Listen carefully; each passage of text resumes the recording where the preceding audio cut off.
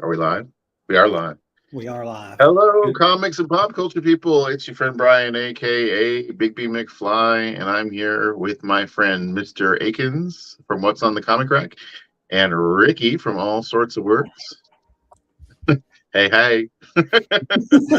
Hey, girl, How hey. you guys doing tonight? This getting close to this festive season. It is. Doing good. How about you, Mr. Yeah. McFly? Doing good. It's my first day off in a little bit, and they worked us pretty hard this week. So I've been doing a whole lot of nothing today. So I have the next 2 weeks off. Oh, well, there you go. As Mr. Akins can probably attest to from me sending him all kinds of stuff on Instagram. Is that what you do when work is crazy? You like fall into Instagram? Well, it's like joke video. Hey, this is cool. Look at this. I have to say that was one of the reasons I went into the teaching profession. My dad had his own business. He only had 3 days off: Christmas, Thanksgiving, and 4th of July. I was like, I need something with a little bit more time off. So that was one of the reasons. That was, I mean, it's a big perk. Like you said, you're about to get 2 weeks off. I've had a week off. I'll get another week off. So yeah, my thing's college, so it's like right now they have 3 weeks before the next term, because it's terms, not semesters. So there's 6 terms per year, and they're all 8 weeks long. And then there's usually either a week off or no break, and then it goes back and forth and back and forth. That's how it works. And this one, because of the holiday and stuff, it worked out so that it's like 3 weeks before the next term. So I'm just like going on vacation. I'm like, it's nothing to do. I'm out of here. I got a stack of comics to read, anime to watch. Well, Richard says, "Merry Christmas, guys." Hey, Richard. Merry Christmas, Richard. So I'm just going to shout out Richard. He's like literally one of the best contributors in terms of like, he has meaningful comments. He's encouraging. He's just Richard. You're a great guy. I love you. I do. It's great. Feeling the love tonight. Then you're going to steer us right into disappointment. No, that's okay. So you got a cool book, right? Hey, it's Mr. Bueller. It is Bueller. Comics with Bueller. Saying Merry Christmas, gentlemen. I'm like a legitimate huge fan of his. Like I comment on his videos and stuff. I love him. Mr. Bueller and I go way back. Really? That's awesome. Richard says you guys are so we go back before I ever had a channel. Almost before he had a channel. Almost. But yeah. Bueller says way back in the Wayback Machine. So Ricky, you got a cool new book recently, right? Cry for Dawn #1. A pretty girl. Yeah, I mean, if you were a boy in the 90s and you went into a comic book store and you were purchasing brand new comic books, you're going to see 3 ladies in the background invariably, no matter what store. And one of them was always Dawn, this beautiful lady. And Linzer is the artist, and he does this. Linzer, I always say it wrong. Joseph Michael Linsner, yes. He does this like painted art style, kind of like what reminds me of like the 90s Hellraiser books. So that's one girl that you'll always see in the background.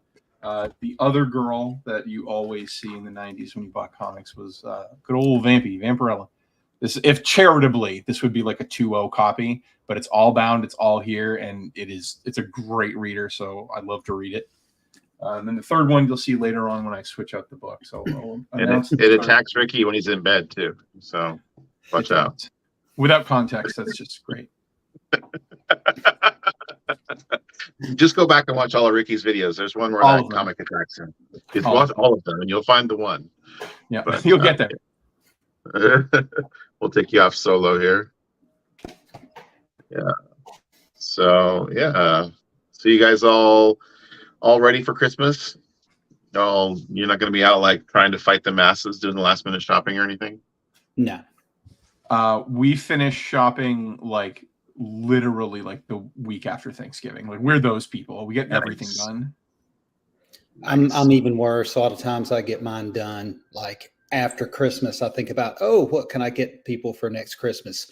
We do, we're the planners. And so we're actually going to, after Christmas, go get some discounted Christmas cards and write Christmas cards for next year to send Oh, out wow.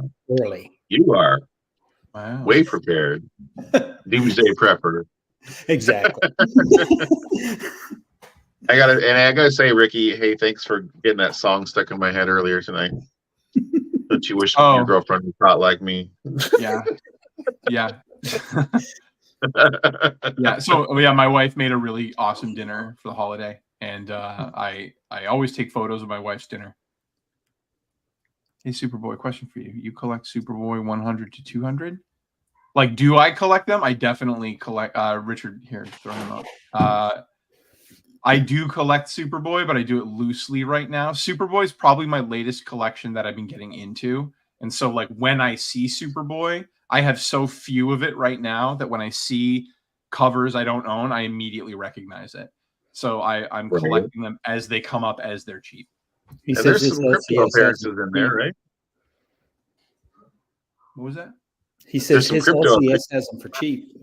Yeah. Oh, LCS does? Oh, I was telling you that there are some good crypto appearances in Superboy. Yeah, that's pretty much what's driving what I buy, and it's been 6 months. We were making fun of CGC like all day in a chat group that doesn't exist, and we were talking about the CGC. So I'm just putting up shadow organization of which we are a part of. So we switched to Adventure Comics 210. First appearance of crypto. This is my holy grail. I will sell every other book eventually in my life, but this King Tut style will be buried with me. There you go. And then we switched. So,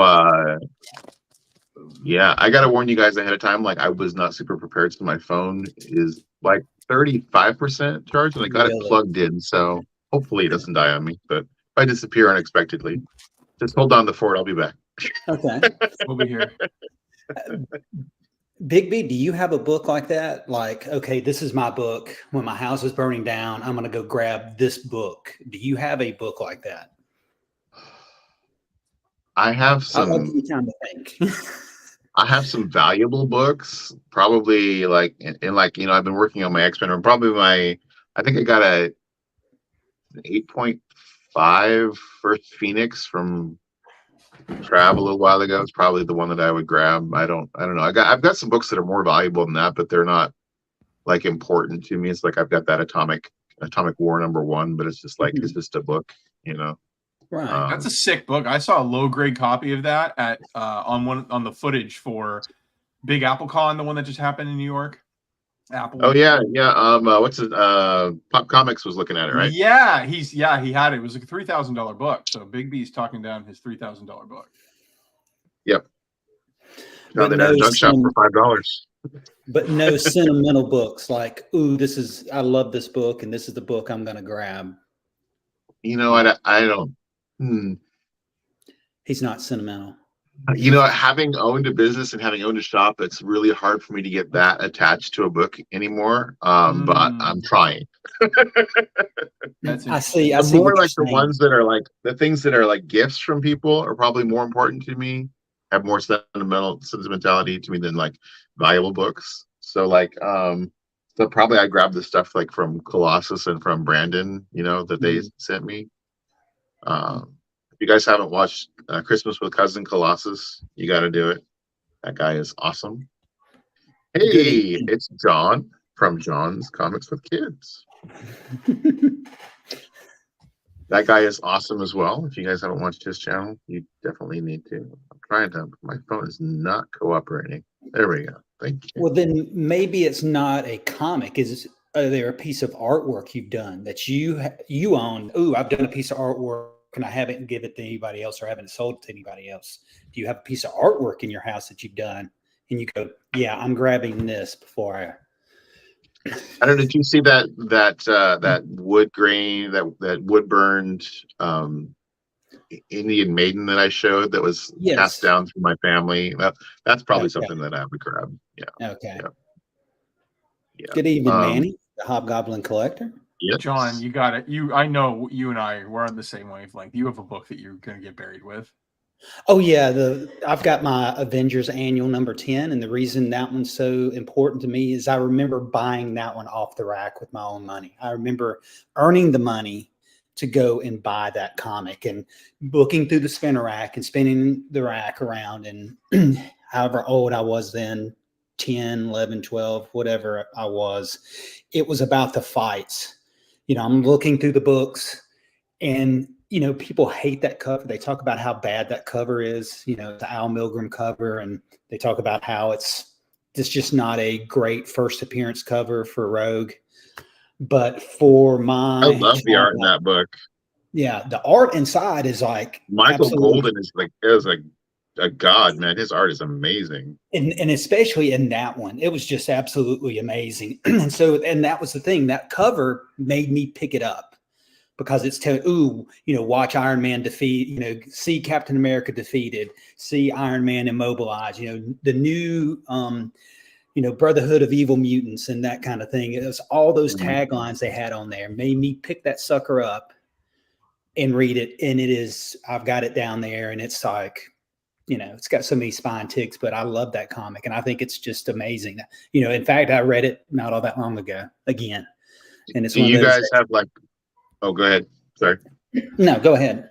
Do you guys have books that have so I have a book that I don't have it anymore, but to me, it brings back memories. New Mutants number 29, I remember buying off the rack at a 7-Eleven. I was riding home on my BMX bike with a pack of pineapple Hubba Bubba bubble gum, chewing a piece of that gum. I hit a pothole and I curled up in a ball and cradled that comic book and got road rash all over my arms, but I still can taste that Hubba Bubba bubble gum and remember that whenever I see that comic book. Yeah, all mine have that connotation, meaning most of my collection is stuff I bought when I was a kid, and so especially those from the late 70s all the way through the 80s. Yes, all those books, I can pick one up and it has a specific memory to me. And I've been going back. It's funny that you said that. I was like, okay, what was the very first comic I ever saw? And this was the very first comic I ever saw was this one. It was not Marvel's this Greatest particular one.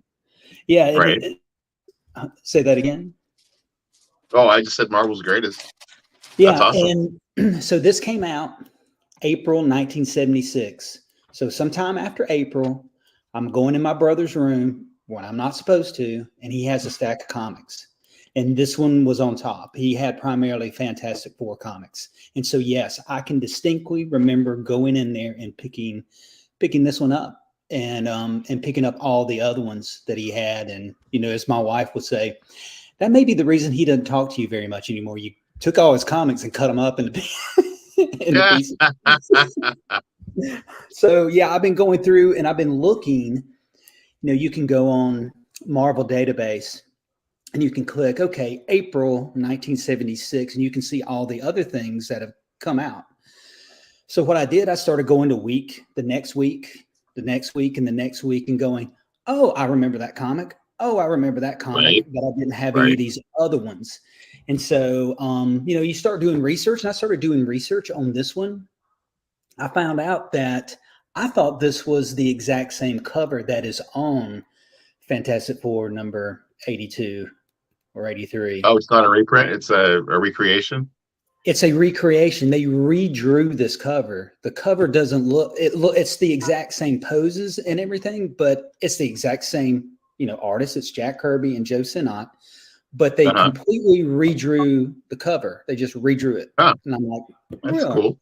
So I didn't know that. So, but yeah, I mean, I can pick up any one out of my collection. I'll go, ooh, I remember where I got that. Like Infinity Gauntlet. I can remember I was in college. Remember going to that, LCS there, picking that thing up and going, wow, I gotta read this. This looks really interesting. So yeah, I can pick up any of those and tell you exactly what was going on through the 80s. Once it gets into the 90s, it doesn't have that same power, that same connotation. Right. I can't remember them, but those when I was a kid or a teenager, yes, they bring up specific memories of me Right. picking those things up. So we got Ryan from Collecting Casually chiming in. Good evening, Ryan. Another Good member evening. of the group, the shadow organization that shall not be named. So, yeah, guys in the chat, are there any books that you guys are particularly fond of that you would want to be buried with, as to speak, as the way Ricky and Mr. Akins are talking about, or are there books that bring about certain strong memories for you as a kid, or Well, anything like Richard that? says Infinity Gauntlet is his favorite of all time. His favorite of all time. Favorite of all time. Man, favorite story. Favorite of all time. That's a bold statement. But like a story. Like, what is a story that is your fate? Good Lord. Richard, why? Why did you do this to my brain? I can't handle this. Yeah. See, I can't pick a favorite one of all time. I definitely love this.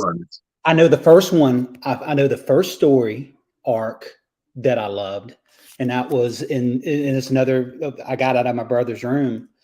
Was this arc where the Super Skrull, well, not the Super Skrull, but a Skrull slaver comes to Earth looking for a gladiatorial combatant, and he picks up the thing, and they have to go and rescue him, and it's like a 3 or 4 story arc. I love that 3 or 4 story arc because it's not like Earth shattered. He didn't come to take over the Earth, and it's not a universal ending event.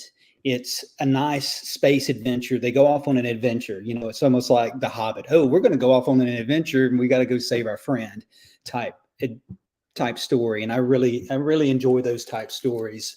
I do love the grandiose cosmic ending threats type thing, but sometimes I like just hey, this is the reason I'm going to do this, because they have this interpersonal relationship, and I'm going Power of friendship.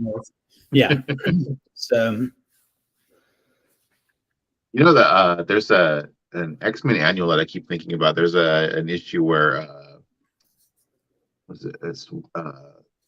Wolverine gets selected to go, and it's a test to see if the human race will be allowed to continue to evolve. And it's this whole yes, test that he has to go through. And I keep thinking about it. He at the very end, the bad guy skewers him, like rips his heart out, kills him, but a piece of his blood falls on the crystal behind him, and it's this all-powerful crystal that he's supposed to get to, and his blood hits the crystal and it completely regenerates his entire body. I know exactly the story you're talking about, and I'm trying to remember where that was from. Yeah, it's got like a bluish green cover, blue and green, like teal and green cover. Yeah, but Richard, I don't know. I keep thinking of that story. I can see why the Infinity Gauntlet would be, from what he said, his father used to read it to him. I could see how that would make it very important. I'm sure that would make it really important. You're right. Mm-hmm. Absolutely. Why don't you throw some new books up there behind you, Ricky? You got first Harley and first Swamp Thing. Yeah, I got it for just a really great price, but it's a 5.0 for. The thing is, like, I don't necessarily care. I just buy the book, and I buy it at the price that I want it at. So, like, this 5.0 at the time that I was buying my first Harley this was the best price across the grades. Like, it was during the comic boom, and Harley books raw in like an unverified 6.0 were going for like $500, $600, and they were selling, and it was obnoxious. And then this guy put up a 5.0, and he's like, I'll do it for $3. And I'm like, I'm in. Well, for $300, I'll own the first Harley. And then this is Swamp Thing #1. This is the second appearance of Swamp Thing, 1972. This is where Swamp Thing gets his defined origin. In the first appearance, he's a bog monster named Alex Olson. And he gets murdered and dies, and then he comes back as a monster. It's dumb. But it's Swamp Thing. It's his first appearance. But this is like a redefined origin. He was a scientist, and he was trying to heal the world. And there you go. Same book. better grade, and not even CBCS. But again, I bought this recently. This was the best price you could get for a Swamp Thing one. Like, How much was it again? That one? Yeah, I paid $58. $58. Not bad. $58. I'm saying. Yeah. I'm saying. So it's like something like when you see weird grades or weird beat up books sometimes, and you're like, what do you collect or how do I collect? I'm telling you, like, the best price on the day that I'm buying is the one that I can get. Best price, best grade. What did you get it Right. off of? Where did you get it? Mercari, I bet. eBay. No, You said this eBay, was okay. this was eBay and this was eBay. These are both eBay. So far, everything you've seen has been eBay. Everything. I've been trying one to that do that myself and Skype some stuff off of eBay and low balls and look, new listing come up, like you said. The best they can say is no. The worst they can say is no. Worst thing they can say is no. Right. And I get no's all the time, but then sometimes I'm like, that's $100 book. I'd buy it for $25, and they're like, yeah. All the time. I get messages from Travis, and he'll be like, "Hey, are you interested in this book, and this book?" And I'm like, "Yeah, I need some funds for something." I'm like, "Okay." That's where that Swamp Thing came from. But so I've been promising ever since I started my channel. I've been promising to talk about my one and only CGC submission, which was to me, it's in my head, it's a colossal mistake. It's probably not as bad as I think, but at the time I was watching a lot of videos and everybody was saying, whenever you send anything in, make sure you always clean and press it before you send it in. Well, my friend Travis was selling a lot of stuff online, and he was getting things slabbed before he would sell them.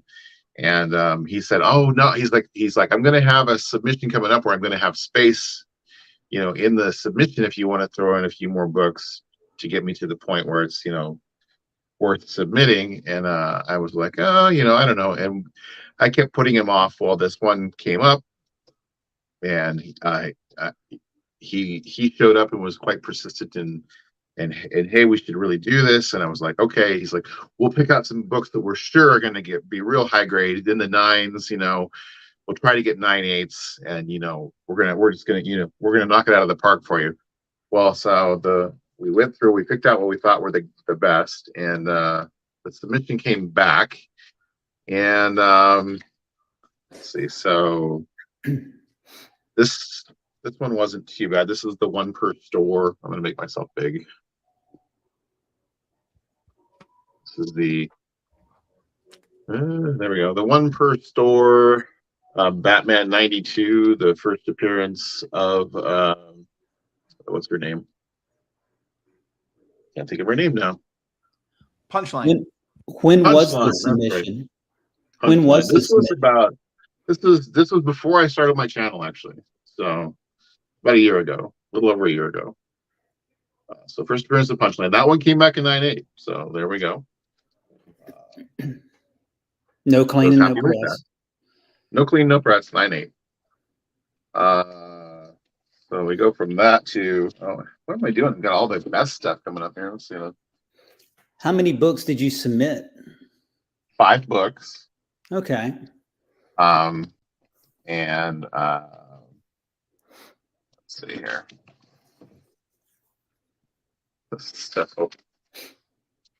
This one, we were sure this one, we were like, this is going to come back at 9.8. Came back at 9.2. They said that there were little tiny pock marks in the cover. It's never been cracked. The spine's never been cracked or anything. First Bane, 9.2. I don't even know if clean and press would fix that. I mean, that's got that cardstock cover. Those are real hard to fix.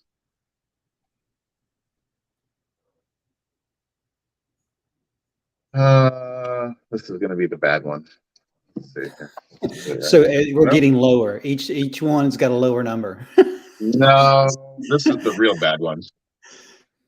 7.5. Uncanny X-Men number 139.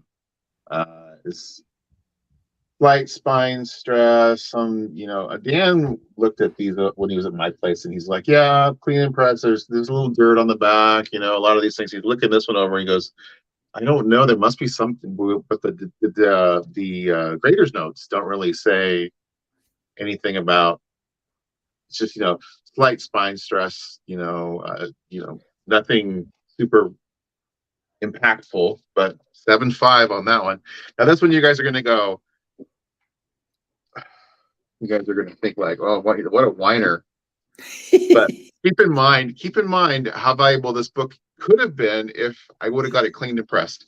Came back a 9.4, first Dazzler. Right. Was it a 9.6 or a 9.8 if it would have gotten cleaned and pressed? It's a slight, it's just like slight spine stress. Yeah.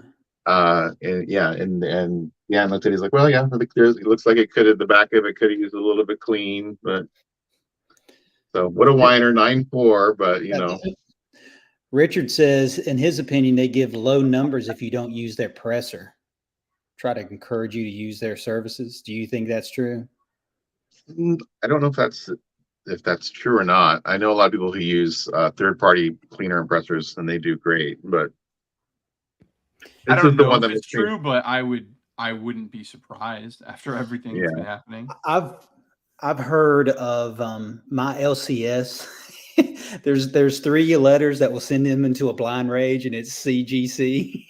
And he sends stuff off, and he comes back, and he's like, I don't even think they pressed this. I don't even think they cleaned this.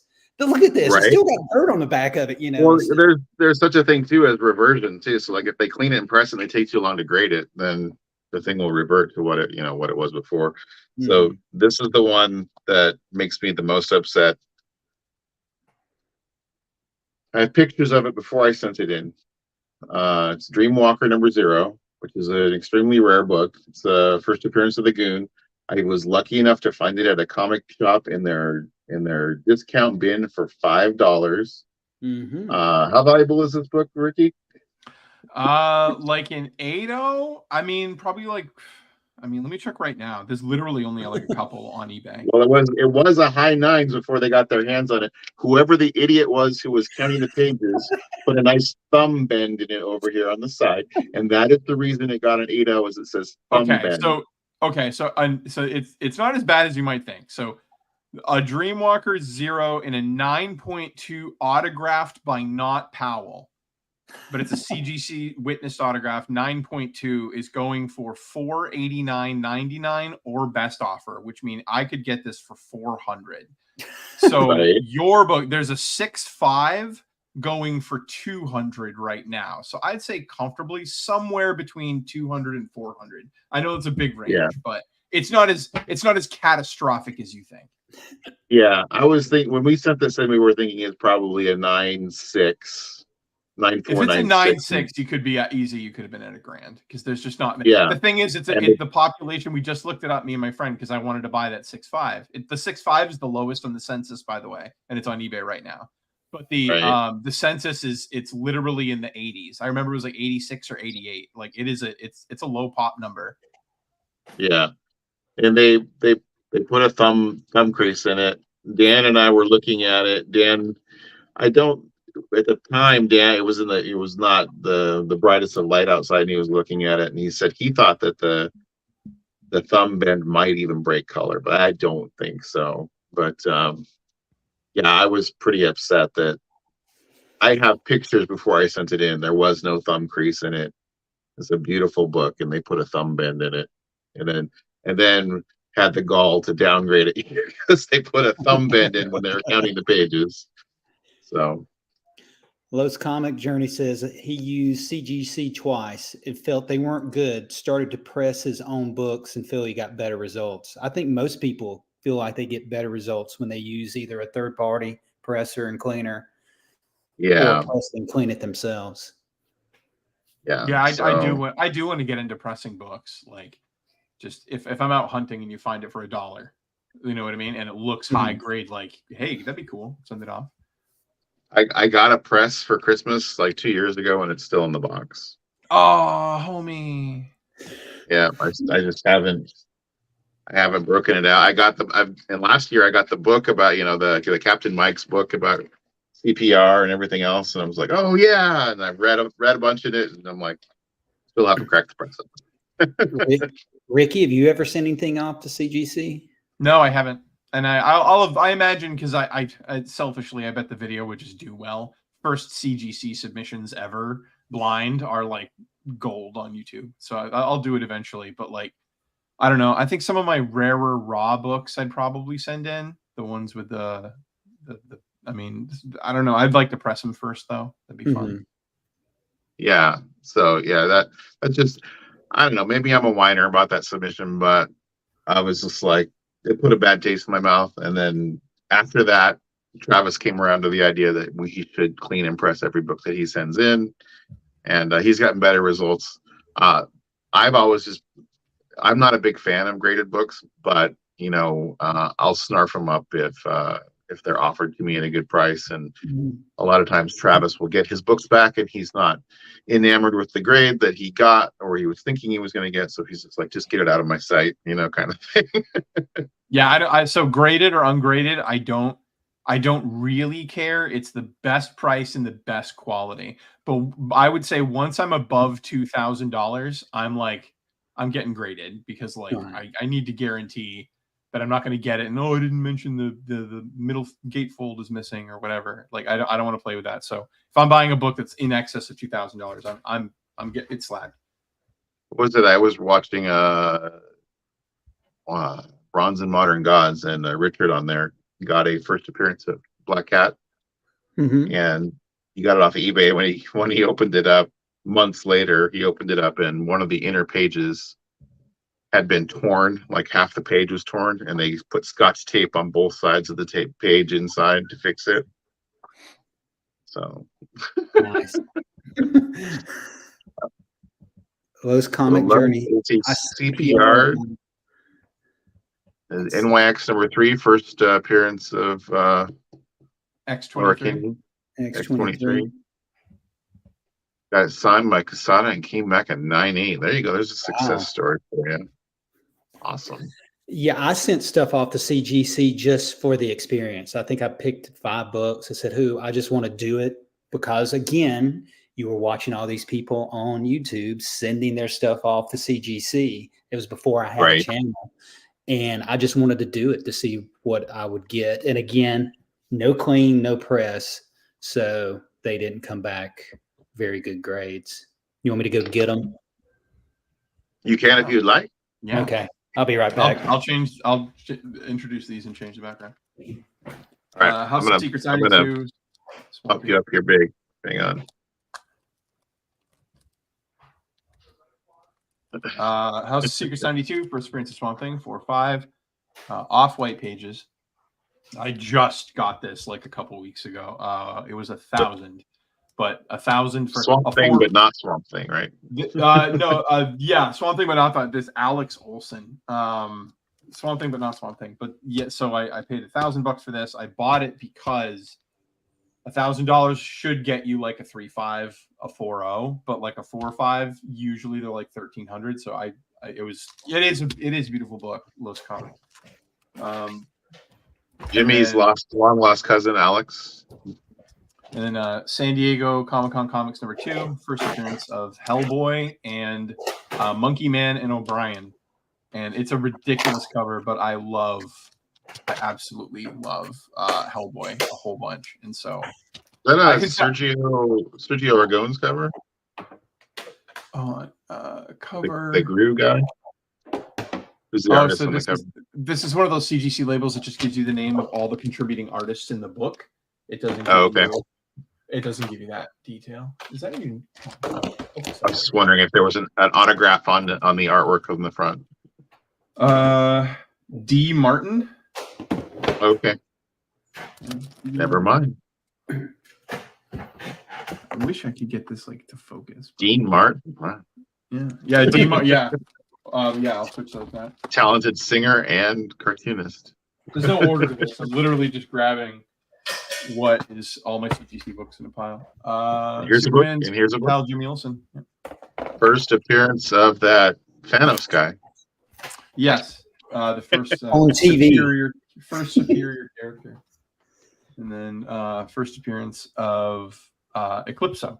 House of Secrets 61.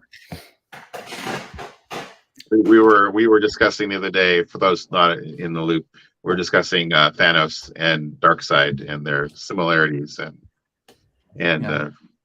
and Darkseid's Lamos. superiority. Darkseid's way better. I didn't think that was up for debate. Is that like a debatable topic? I don't think it is. I think Darkseid's way better than Thanos. Oh, I mean, I thought it was, yeah. Sky's also Thanos blue. Thanos could just point to the movie screen and go scoreboard.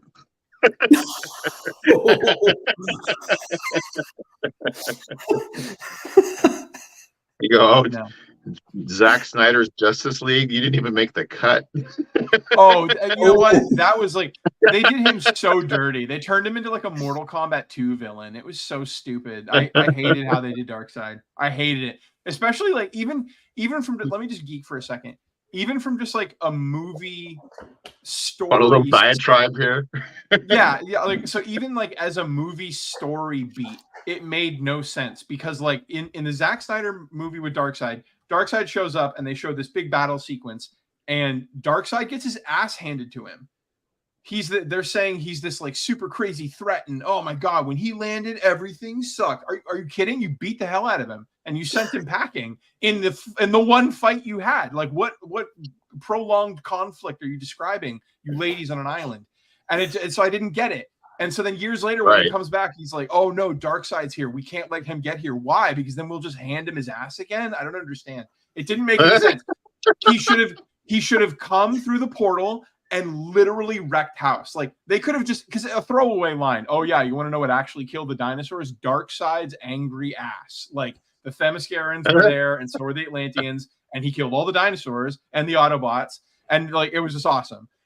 But like you can see it, and then they just barely close the portal on him at the last second, and then like Jesus Christ, if he comes back, everything's up in the air again. Ricky, it's not a portal; it's a boom tube. Oh, stop! It makes me so mad. It makes me so irrationally mad. Okay. In the first here, just give me a second. Continue. It's okay. Get it all out. In the first Friday the 13th movie, there is a gag. Where are we going with this? Listen to me. There's a gag in the movie where he picks up a hammer. Well, it's Mrs. Voorhees. Spoiler for a 40-year-old movie. But the hammer goes up in the air and it hits a girl in the face and it kills her. It's a simple death. Hammer hits her in the face. But they realized that like hammer hit them in the face didn't really have the effect when it was just the hammer because you could say like, oh, that's a fake hammer hitting her in the face. So what they did was they hung a light bulb really close to the top of his head. So when the hammer went up, it connects with the light bulb and breaks, tells you that it's a physical object and a real flipping hammer. And then when it cuts to her, you've forgotten that it's a fake hammer. The point I'm trying to make is that action of destruction demonstrates to the audience that the hammer is real and you should be afraid of it. Darkseid showing up and being a squishy squish and hits the light bulb and goes and then gets his ass wrecked and then gets rolled and sent through the portal. That's the big floppy hammer in the air. It's rubber and we all know it. But if it went up and broke some shit and then came down and killed them later on in the movie, like, no, for real. I don't care how Superman is. I don't care how smart Batman is. This guy's a threat and he wiped out the dinosaurs and all the Autobots and like everybody that was on the planet at the time. He killed them all. So like they could have done that and it could have had stakes and it could have made the movie more exciting. And it would have been a better opening seeing Darkseid win. And it's a hammer in the air and it's there. I did it. All right. I need a minute. I feel so strongly about this.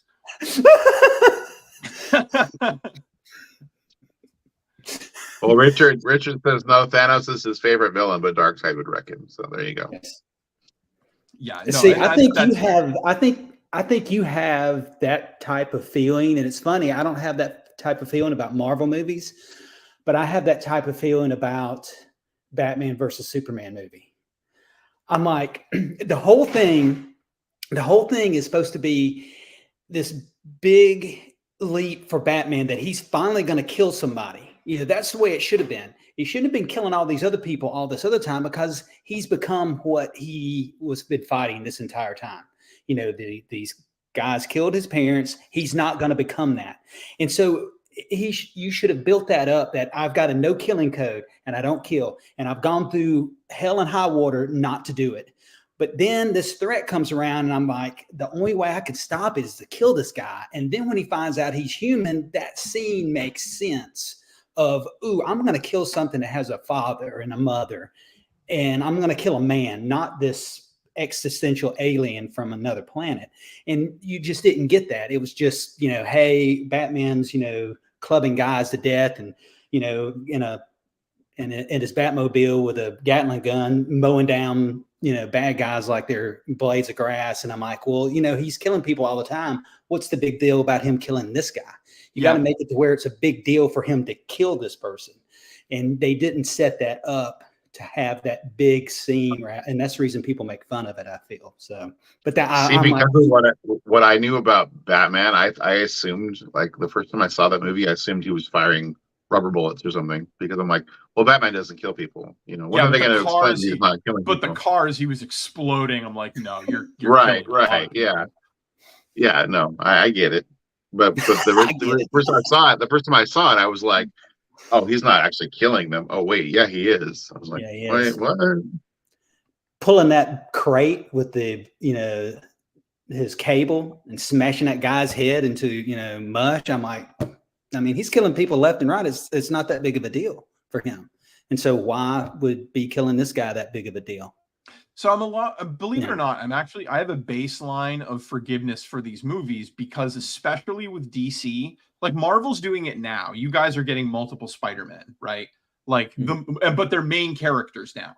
So like, it's probably only been like 15 years that like Gwen Stacy, Spider-Gwen has been like a thing, and Miles has been a thing. So like, there are branch off Spider-Man characters in your universe. DC's been on that since like, I want to say like 1980.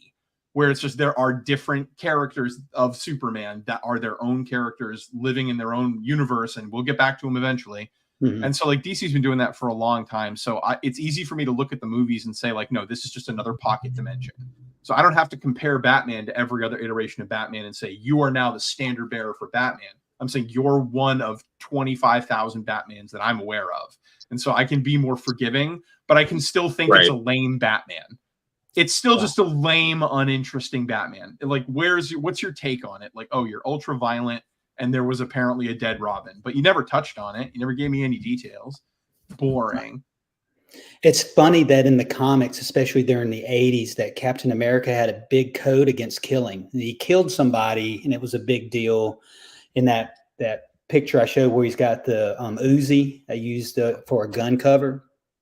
Yeah, it's a great Mike Zeck cover. Yeah. Right. And he killed somebody in that, and it was a big deal.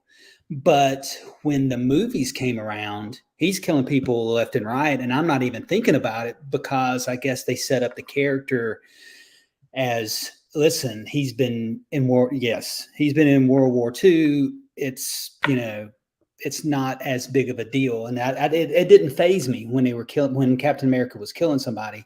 But when Batman was killing somebody in Batman versus Superman, it was immediate. I'm like, no, not my Batman. I hate saying that, but this book, he fights Wolverine, and at one point he tells Wolverine, "You'll never be an Avenger because you kill people." And then later on, when they have the new Avengers, I have to reread it, because one of them, I'm not sure if it's Captain America. I think it's Cap that says to Tony, we need somebody like him on the team who can make the tough decisions when we can't. Yeah. So,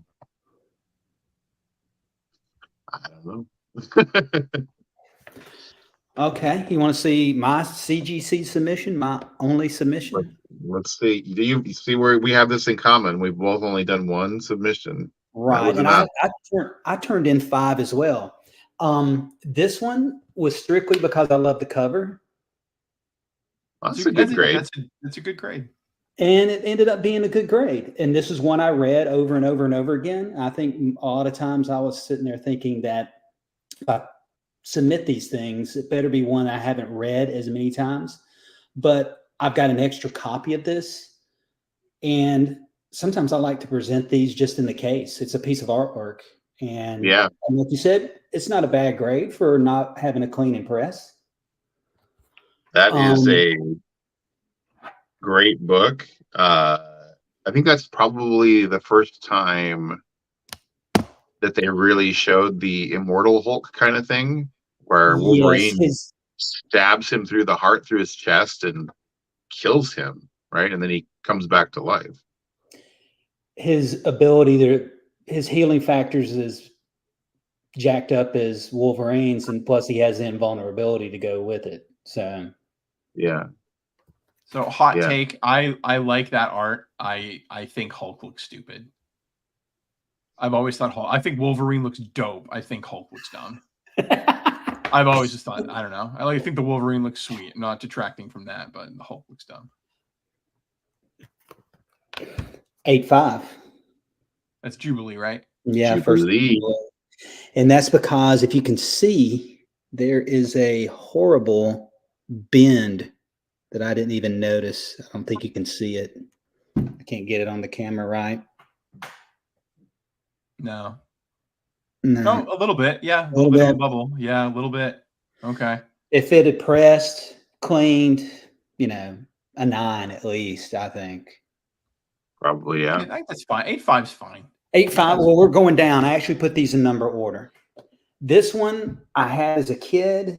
I loved the cover, but I read it so many times that I'm sitting there looking at it, and I didn't look at the grader's notes, but I'm like, of comics I read over and over and over again, I said, this one looks pretty good, but it only came back a 6.5. Pal, there's a lot of glare. I don't know why there's a lot of glare tonight. 6.5. Jazzy Hand Spider-Man. That's right. Jazz hands. Jazzy Mike Hand. Zeck, though. Same guy who did Mike the Zeck. Uzi cover Captain America. Mike Zeck. Yep, exactly. I thought about this is one of the ones I thought about cracking out of the case. I'm like, I'll just crack this sucker open just to have that experience as well. Cracking something out. I expected Release the Kraken. Yeah, I expected this one to be low because this was one when I was a kid. I traded. I wasn't that big into Spider-Man, but I traded comics with somebody, and I got this one. I didn't realize the significance of it until later on, and I realized Oh, wow. it's a lot. But it's a 4 or 5. If I'd cleaned and pressed this, no telling what it would be. See, I think I got one from Trav that's about the same grade as that. And man, like I think when I got it from him, it was like $250 book, and now it's like less than $100. Yeah. What number is it? I'm gonna look it up. 40 cents, I guess. Yeah, you gonna What number is that? 190. 194.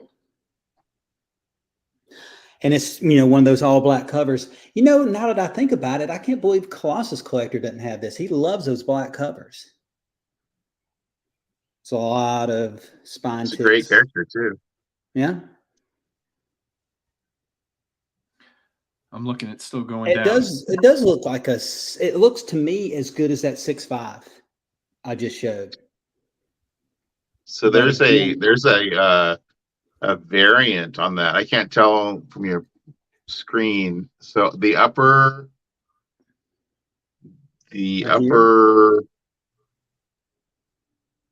on the way I'm looking at it, upper right hand corner of the red stripe underneath by the Comics Code Authority, there's they have a little black bar that they put over that, and it fell off at one point during the print run, and so there's a yellow stripe right there underneath that red bar on the variant. Okay. And it's I guess like a super rare. I saw it on a Bryce Comics video. Who's talking about it's a super rare variant for that book. Huh. I'm getting a lot of glare tonight. I guess it's where I'm sitting. That's another reason I don't see your Christmas tree real good in the background. Yeah, see that Christmas tree right there. There's a Christmas tree. You know what? I didn't put up my superhero Christmas tree this year. We usually have like 3 trees, and 3 trees. Wow, that's cool. Yeah, and then I have like a tree, and my wife has a tree, and then the girls have a tree, and my tree has all Marvel and DC ornaments on it. and my wife has postcards. She makes a postcard tree from all the, like our foreign exchange students send postcards, or she'll go somewhere, we'll go somewhere and we'll get postcards. We'll send them to ourselves. And we've got all those postcards on a tree. So on that Black Cat not book, just like. Oh, go ahead. So on that Black Cat book, the lowest graded copy on eBay you can get right now is a 5.0 at $180 with $12.50 shipping. Mm-hmm. I think the best value, you can get a 7.5 for $380. So your book would probably be like as bad as I thought it was. Yeah, so your book would probably be like a 150, 175, somewhere in there right now. So $100. We're in a depression. So $100 profit, $50 to get it slabbed and graded, and because it was free. Now this one, I picked it up because it was Jack Kirby art. I picked it up in the early 90s. Hey, I got that book for Brandon. And I got it for $7. And then I said, "Oh, I'll send this one in to grade." And when I sent it in to grade, I did not realize that there was a tear right here across the back. And that's, I mean, that's for that book, it's still a respectable grade. yeah, it's a valuable book. The front of it presents extremely well. Yeah. But again, they were really rough on most of these. I'm fine with a 3.5. This one I'll keep in the case because I've got other copies of this, meaning I've got reprints. Ben says he needs that book, and Richard says, "Wow, CGC was really rough on you." And that's my only CGC submission. Yeah. Those 5 books. Well, I did have I did send off New Mutants number 98 to get graded, but that was with my LCSs. He said, "Oh, I'm going to get this graded." He said, "Well, I'll just send it in with my group. I'll send it in a big, huge lot." And I had it. What did it come back? A 9.4. Nice. Yeah, that was a nice 9.4. It was clean. That one was cleaned and pressed by CGC. And, right. But that was one of the ones I only read maybe once, twice. I got that one from, Trav. He won it in a random drawing. And then he sent it off, got it cleaned and pressed, and there was a spot that they could not get off on the cleaning, and so it came back, I think, an 8.5. So, but it was still decent. Now, if I do buy something that's slabbed, it's either, like Ricky says, it's going to be something that's expensive, yeah, or it's a cover that I really love, and I want it to be presented in the case. That means I've got another copy of it, a reader copy, and then I want one to present. It's artwork, yeah. It's artwork, and then I'm only looking for something that presents well. And that's the reason I've been going on eBay and looking for stuff and trying to snipe some things that, it's like, hey, that looks good. That's a 9.0. That looks great. It's in a slab. I'm going to get those things. That's what I've been doing here lately, getting some just artwork to put in my little spinner rack. Right. What do you got behind you there, Ricky? I'm going to switch them out anyway. Batman #1. This is the Tom King run. This is the Amazing Comic-Con sketch variant in 9.8 PGX. And again, it was an eBay thing. And I was the only bidder, and I ended up getting it for $11. So I was like, okay. Oh, wow. There you go. So whatever. Like, who cares? There you go. And then this is a book that you just don't see graded very often. So it's a variant of Nightwing number 78. It is a 9.2, but the significance of this, and it's so significant that they don't even care, this is when Nightwing gets his own dog, and it's a three-legged like little pitty named Bitewing. Oh, right. Yeah. And so I love the DC animals, and I love the heroes who have pets, and so there's like so many covers. First Bitewing on there at all? Oh, nothing. No, nothing. Oh, wow. Well, because like he was in it, but like I don't think CGC recognized when they came up with the thing that he was a thing. But like issues later, he still has the dog. There's so many covers with him and Bitewing. Bitewing is a thing, so like get used to it. Get used to it. Bitewing's here to stay. There you go. And then I'll replace it with Evil Ernie #1, first Evil Ernie and Lady Death. 7.5 qualified because CGC doesn't verify signatures, but that is 100% Brian Palladino, and that's 100% Brian Palladino's autograph, and that is 100% Hughes's autograph. It's 100%, and there are so many books you could look at this next to books that are on eBay right now, and they do this. They always sign the bottom left-hand corner over and over again, like in that order even. So it's like, this is their signatures, and I just don't care. It's the art, it's the Lady Deathness of it. Another 90s babe that's always she's the third one. Yeah, she's the third one. And then this is a Walking Dead 122 9.8. I don't care. I don't look at me. I don't care. I don't care. But I won a raffle when I wasn't in a room on Whatnot. So a guy sent it to me. So here's the deal, human beings. I'm going to Terrificon next year with all of my YouTube friends. And the first person to come up to me who isn't a YouTube creator and say, "Hey, give me that Walking Dead book, idiot," I'm just gonna give it to you because I know that you're there you go. Hey, give me that Walking Dead book, idiot, and then I'll just idiot, and I'll idiot. They'll like embarrass me in front of whoever I'm talking to, and I'll just okay, just don't hurt me. Yeah, I don't care. I don't care about it. Take it. But yeah, take it away from me. So I wasn't even, and the annoying thing is I had ordered a copy of the first Adam, that DC Showcase book, and it was coming in the mail, and I didn't realize that I had won a raffle. So I go to the mailbox, and the book hasn't come yet, and I open the box, and it's this stupid Walking Dead 9.8, and I'm like, if this guy tried to scam me, I'm gonna show up at his house. I swear to God. And so like I'm going to Whatnot, and I'm freaking out, and I'm like, hey, he sent me the wrong book. I've been wronged. And then like a day later, the book comes in, and the guy's like, yo, it was a raffle. Calm down. I was heated for like 10 minutes. Like, you're trying to rip me off. Send me the book. That isn't mine. How dare you give me free stuff? How dare you? And he's like, great. You won't win again. Now I'm like blocked from their channel. I see their thing, and I click on it, and it's like, you are forbidden from entering the stream. And I'm like, excellent. I earned that one, huh?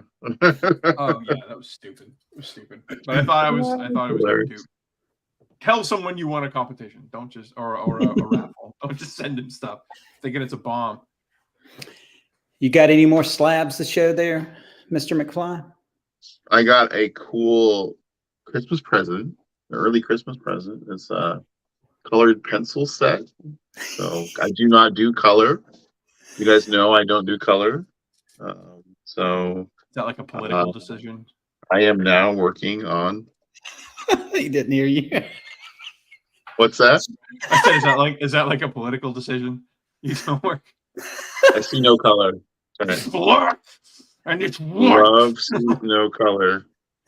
So yeah, it's got like 3 trays of different colors, and I got to crack it out and start doing some work on a piece for Collective 6 for Steven. So this is his Cthulhu. Oh, nice. Starting to get colored. I love that piece. Starting to get it colored up for him. So it's got a lot more to go, but it's the beginnings. So yeah, that's kind of fun. Travis and I worked together for about 4 hours. I got 3 slabs that I got for each one of them for $60, which would have been, $50 to send it in, get it clean, press, $10 for the comic. Okay. If I got a slab for $50, $60, I'm gonna get a slab for $50, $60. And each one of these is simply a cover. I just want to have it in my on my rack. So of course I love John Byrne. So I got the 9/6 of this. I love this black and white piece he did. I'm gonna have a T-shirt made for you that says "Burning Man." The John Burns. Like, Yes, I love this. This was beautiful. So that's probably my favorite of the Alpha Flight covers. Do you And read Alpha Flight? Do you read Alpha Flight? I did, and I know what you're. Can you sell me on Alpha Flight? Can you sell me on that? I can try to sell you. I don't know if try I to sell me on can. Alpha Flight. It was issues 1 through 11 were just a lead up to 12. None of these characters had really been developed, and most of it is character development of each one of these characters, whether it's Puck, whether it's Marina, whether it's the twins, whether Sasquatch. yeah, it's all that. So there's a lot of story, a lot of exposition in each one of those, and I can see why people don't like it, because he's trying to develop these characters which he didn't have any. They weren't developed. It was just an idea that Marvel said, hey, these things are popular. You're a popular writer and artist right now. Do this. And he's like, sure, I'll do it. And he really wasn't interested in doing it. And you can tell that he wasn't interested in doing it. And so he's trying to create a backstory for these characters and make them interesting. And it all leads up. That's an interesting take, because I had heard that he pushed really hard to do Alpha Flight. That he wanted to do Alpha Flight because it's a Canadian team and he's from Canada and he wanted it done. Everything I heard, that he was more pushed to do it, and he really didn't want to do it. And he's like, yeah, I'll do it. They're going to pay me money. And you can almost tell that he's like, I'm doing it because I'm getting paid. But I enjoyed that character development in those. Like Puck was a character that was created for issue 1. And I don't know, when he got hurt in issue 2, he's in the hospital, he's recovering. And that whole storyline where he's finding that the doctors are selling the painkillers on the black market. Stealing the meds, yeah. Stealing the meds, which is, a kind of a relevant thing now with fentanyl and things. I like that story. Again, it wasn't a cosmic, universe. No, but it was a good street level story. I love that story. Yeah, and I love that storyline. And it all led up to really issue 12, which was him killing Guardian, which I thought was, that countdown scene is amazing. Have you seen his short on the countdown scene for Guardian, Ricky? Mm-mm.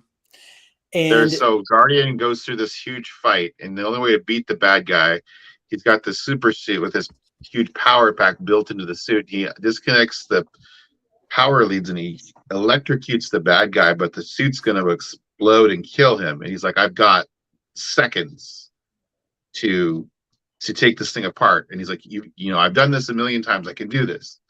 And he's going through his head. Is a number. It's like 9, 8. It's counting down. Each frame is counting down, and his wife interrupts him, comes into the room and interrupts him, and she gets to witness him just consumed. It's at the last second she interrupts him, and he's like, I've got this, just one more. And she opens the door and says, like, Mac, and he turns his head, and then he just bursts into flames and napalm right there. He just goes up in flames. And I love the episodes afterwards. The issues afterwards, where she's having nightmares of him coming out of the grave as his flaming skeleton chasing her through the graveyard. She's having nightmares of. Hey, Wolverine cameo on that one. Yep. Wolverine. She in her nightmare, she basically summons Wolverine to protect her, and Guardian kills Wolverine. Yeah. I remember him grabbing his face and burning his face off. I'm like, This is intense. So I don't know if I can sell you on it. Have you read Alpha Flight, Ricky? No. I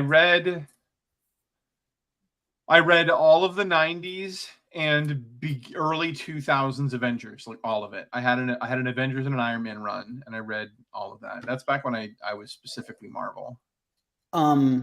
I would only go through the Byrne run. I didn't like it once Byrne left. I think after Byrne left, they did a bunch of characters dirty. They did Marina dirty after he left. They did Puck dirty after he left. Yes. Puck was made into like, oh, he wasn't always a midget. He's keeping this demon inside of him, and that's forcing him to, when he keeps the demon inside, it forces him to be a midget. But he's Okay. Yeah. normally like a 6 foot tall guy. No. Marina was married to Submariner, and then all of a sudden she's a monster and all this, and it was just, well, they did the same thing they did with Peter Parker, where they're like, Peter Parker needs to be a swinging dick. Submariner can't be tied down. We're gonna turn Marina into a monster. So I mean, I would read them because it'll be a quick read. It's issues 1 through 24. You can find them in dollar bins. That's the best thing about it. And it'll be a quick read, and then you can give me a better analysis, because sometimes I can't analyze. I need an English degree. I need to go back to school and get to where I can really analyze. I know what I like, but a lot of times I can't verbalize why I like. I liked a lot of he had a lot of cool Canadian mythos in there with the Native American gods and stuff, and his whole development of the characters, like of Sasquatch and all that. I thought that it was pretty good. And actually, even the very first stuff where it was, do you remember what they did? Marvel switched the creative teams. So it was, at the time, Mignola was doing Hulk and Byrne was doing Alpha Flight, and they switched Mignola over to Alpha Flight and Byrne over to Hulk. And there's a Hulk issue where Hulk comes back through the crossroads, because at the whole time when Mignola was doing it, it was the crossroads, the whole thing that the Swamp Thing, or not yet, Swamp Thing, Man Thing protects the crossroads, right, of infinite realities or whatever. Hulk had been sent into those infinite realities, and he comes back through the portal into. They thought they were bringing back Ben Grimm from Secret Wars, and they brought back Hulk. No, they were looking for Box, the guy that was Box. That's right. It was Box. They were looking for him a body, and they were looking through the interdimensional portals, and they're like, "Here's a body that is a mindless." Because at that time, that's right. They needed a body. That's right. Yeah. That was a lot. The one I'm thinking of is the Super Skrull one, where they brought back. They thought they were bringing back Ben Grimm, but it was the Super Skrull. So there was some neat. Sometimes Byrne can get weird, and sometimes I like that. He always has some tropes. He always tries to retcon things in a way. He did it with, and I know that people that are going to be watching, they're going to go, "Yeah, I hated it." The fact that they retconned that Jean Grey, the Phoenix was a clone of Jean Grey, and Jean Grey was really in a cocoon in the bay the entire time. That was his way. That was John Byrne's way of retconning that whole thing. He has a tendency of going in and retconning things to the way he wants it to be. And he did that. You're right. They switched. He wanted to do the Hulk, but he only did 6 issues of the Hulk, because that was when he went over to DC and did Superman. I know he really liked doing that because he got to retcon the whole thing in a sense of Superman. Because he's really good about coming in. Because what he did with the Fantastic Four, and he said it, he said, "Oh, Lee and Kirby stopped at this issue.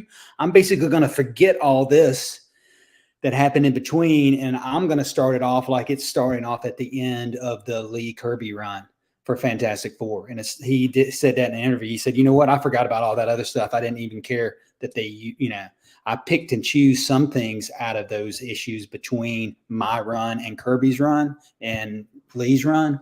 But I pretty much said all that was, I just forgot about all that and just did my own thing after that, and just kind of rehashed a lot of Lee Kirby stuff."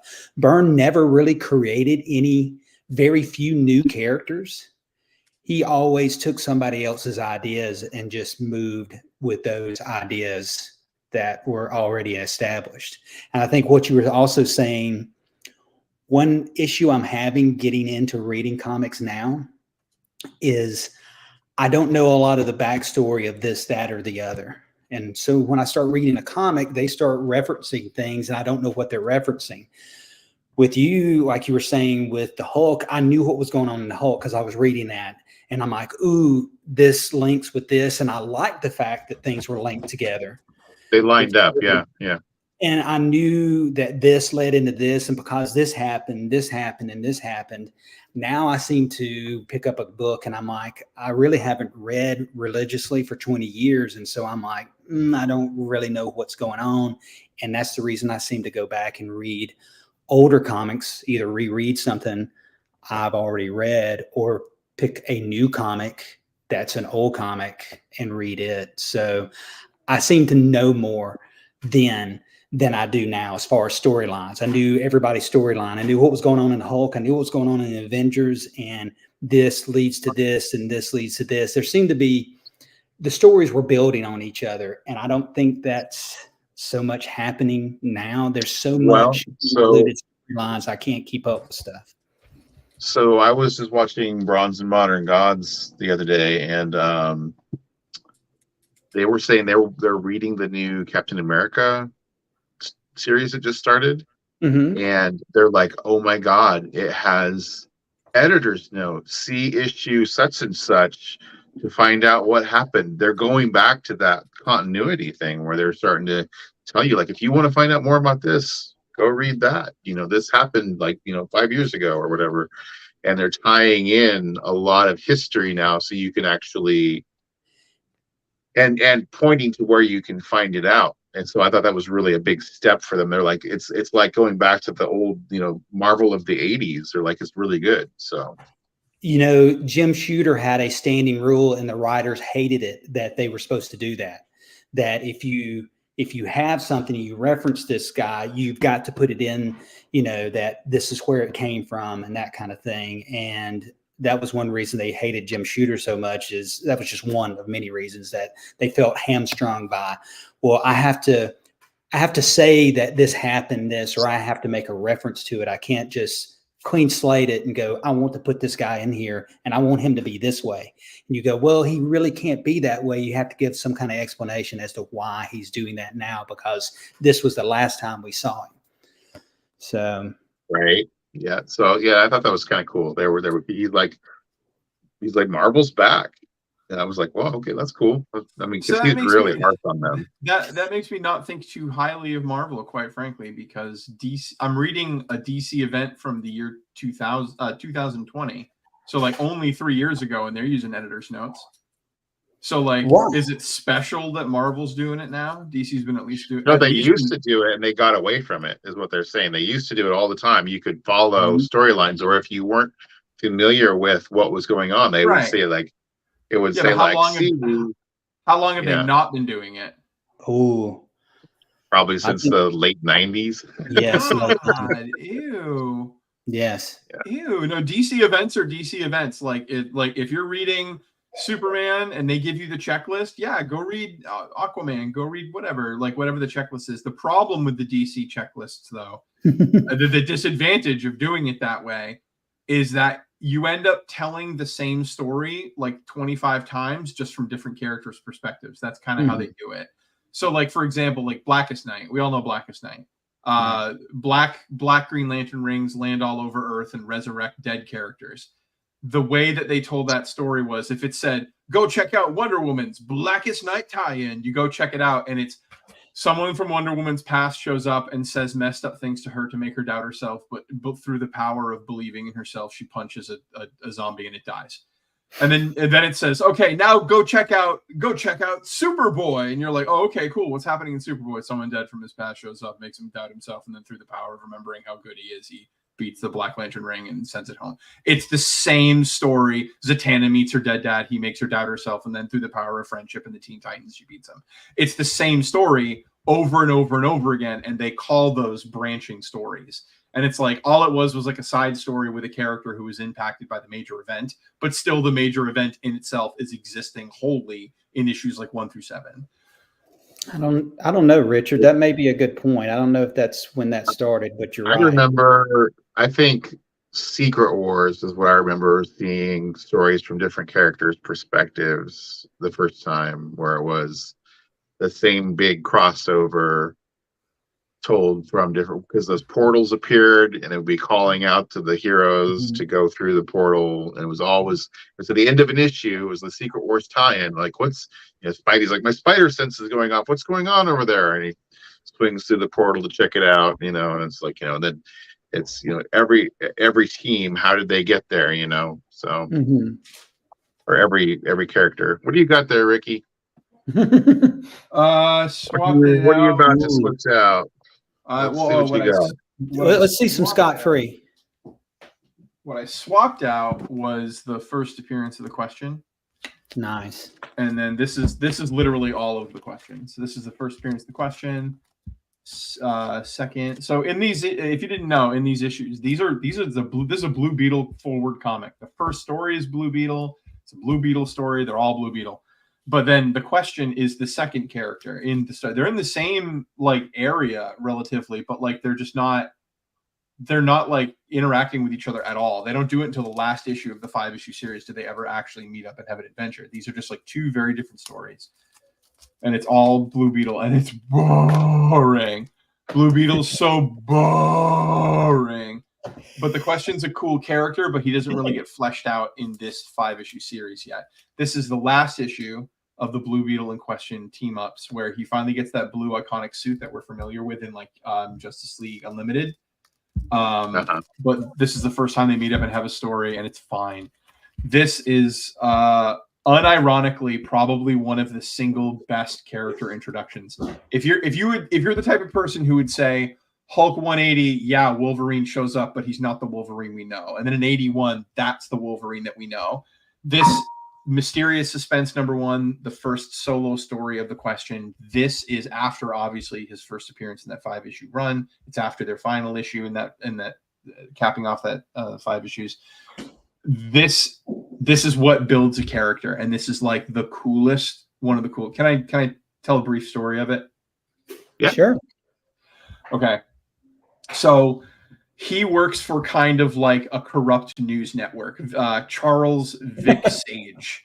He works for a corrupt news network where that doesn't exist. What are you talking about?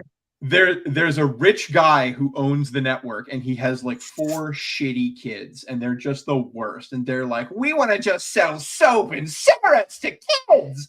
And the dad's like, I don't really know if I want my news network to go that way. But Vic Sage, this guy, he is an anchor, and he believes in truth, justice, the American way, the whole 9. And so he kind of is always at odds. He's like, I'm going to tell the story that affect the people. And like, that's his whole jazz. Well, at night, he gets up and he dresses up this question, and he goes and beats up criminals. That's just like his bag. He gets off on it. So as the question, he's out one night, and he sees like the owner of this company and general philanthropist making deals with gangsters. And he's like, oh God, what do I do? Like, I can't say that I saw it because I was in question mode. Like, I would give up my identity. So I have to just be quiet. The very next day at work, that mogul, that like pillar of the community, shows up and says, hey guys, I'm such a great guy, right? I want to help out your news station. Vic Sage, I think you're doing a great job unveiling the truth. So I'm going to throw a bunch of money at your show and make you and the owner of your company and his 4 shitty kids really happy. And Vic Sage is morally unbankruptable. You cannot get this guy off his high horse. He believes in truth, justice, the American way. I told you that. And so what he does is he's like, I don't want to mess with you. I don't want you on the show. I don't want your money. Get away from me. But he's not telling anybody why, because he saw it as the question. So the whole story is just this guy running his mouth all over town, being like, well, I will just agree to disagree, and I'll go, take my money elsewhere. But in reality, he's a gangster, and he's seething that he dared stand up to him and spurn his money. So what he does is he's trying to ruin Vic's reputation, and Vic is like keeping his head down and going to work and just like doing the dirt. And then at the end of the book, he's been patient. He's been slandered in the media. He's almost lost his job. And he proves that the villain's the villain through legitimate means.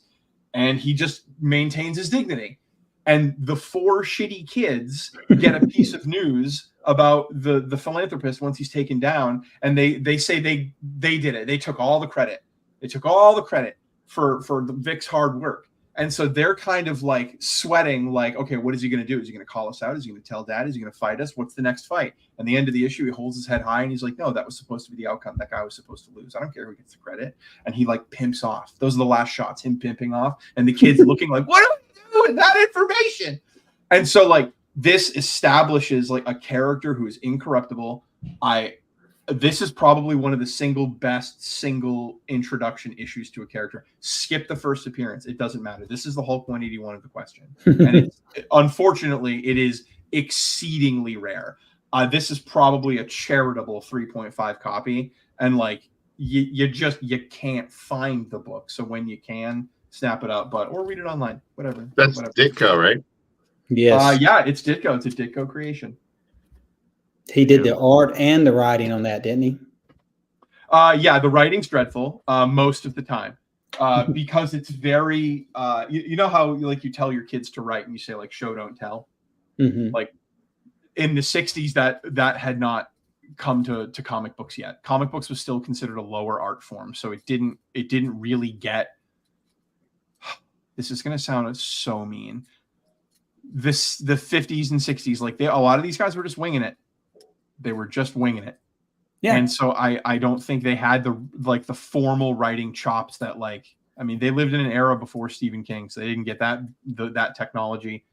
They lived in an era before Harry Potter. They didn't have that technology. Before Star Wars, they didn't have that technology of storytelling. And I'm calling it technology, but it's like every one of us here speaks a language of cinema to an extent because we watch movies and we understand the flow of stories. And so like, big movies come out and they have like a technology to them. They add to the technology of storytelling. Titanic changed the way stories are told. Terminator 2 changed the way stories are told. Shit. Twins starring Arnold Schwarzenegger and Danny DeVito changed the way stories were told and understood. All that technology adds to one big ball where we experience cinema. And that like they didn't have a lot of comic technology that like later comics like Sandman influenced a generation. So did Swamp Thing, Alan Moore, you know what I mean? But like none of that technology existed. They were writing it at the time. So like you turn a page and it's like guy standing there like holding a sandwich and it's like 6 walls of text for like he woke up, he shaved, he combed his hair. He loved combing his hair because it was order and order was the city. And so he went to work and ordered a coffee. See what I did there? And it's just like nonstop. Do you find it's on the other end on comic books now that there's not enough? The amount of words in a comic book now, as opposed to then, don't there needs to be a happy medium somewhere in there? I think it's just in service of the story. If you can tell me an amazing story without words, don't use them. Mm-hmm. If you can tell me an amazing story with like 10 words repeated over and over again, but it's part of the story. If it's like what Jerry Seinfeld says, like funny is funny. If you're funny, you win. With storytelling, it's like if you can interest me, I'm in. So I don't. It depends on it. It's like that GI Joe 21, that silent issue. It's amazing that they can, tell an entire story with no words. And it's Hawkeye one of the best had one of those. Yeah, Hawkeye with the dog and the pizza. Yeah. Tina dropping the link for Tina's my wrench on my channel, and she dropping the link for all sorts of words for Ricky. So if you guys aren't subbed for him, please sub him up. You're pushing to 200. I'm like literally, one of you guys could be the 200th. And then, although I lost subscribers because I just ranted like 5 times. So your Mr. Miracle there, that's a nice looking book. And then you got your Dilation. Let's see some Scott Free. Yep, first appearance of Mr. Miracle. This is with a press, I could get this to like a 6, as it sits if I sent it off. I picked up a copy of that in a dollar bin just recently. Really? The lady at the shop, she says, I've got all these books. I don't want to have to price them and put them out. Anything in here is $1. I pulled it out. I go, oh my God, this is beautiful for $1. And I flipped it over. There's like a quarter size chunk out of the back of the cover, but still for $1. No, whatever. Yeah. Who cares? This is the first Silver Age appearance of Plastic Man. And this is a plastic can. That's what I paid it for. That's what I paid for it. What you pay for it? $8. And it's $8. Usually, yeah. Yeah, $8. If you want like a crappy copy, you're usually looking at like 45. That's But like, House of Mystery. I just saw Dial H for Here. What's a House of Mystery book? Huh?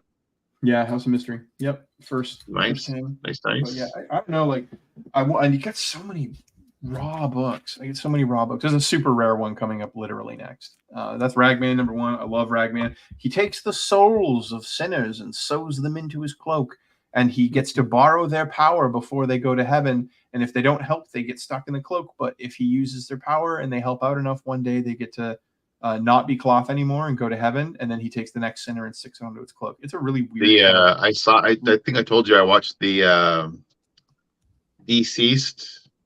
The storyline. They had somebody did a live action or a live telling of the story, and that story with him with John Constantine and Zatanna, and he takes Ragman's cloak and takes the Spear of Destiny and the whole. He has to fight Trigon. Yes. Very cool. Yeah, Very there's cool a few DC characters that have like direct links to like God, like Old Testament Jesus-y God. Like, and so Right. Ragman's one of them. He is directly involved with heaven. That's a rare one. There we go for Animal Man. Yeah, 180. I would say if I press this, I think I could get a 6. Nice. Yeah, first Buddy Baker, first Animal Man. What do we got? I don't know what's in here.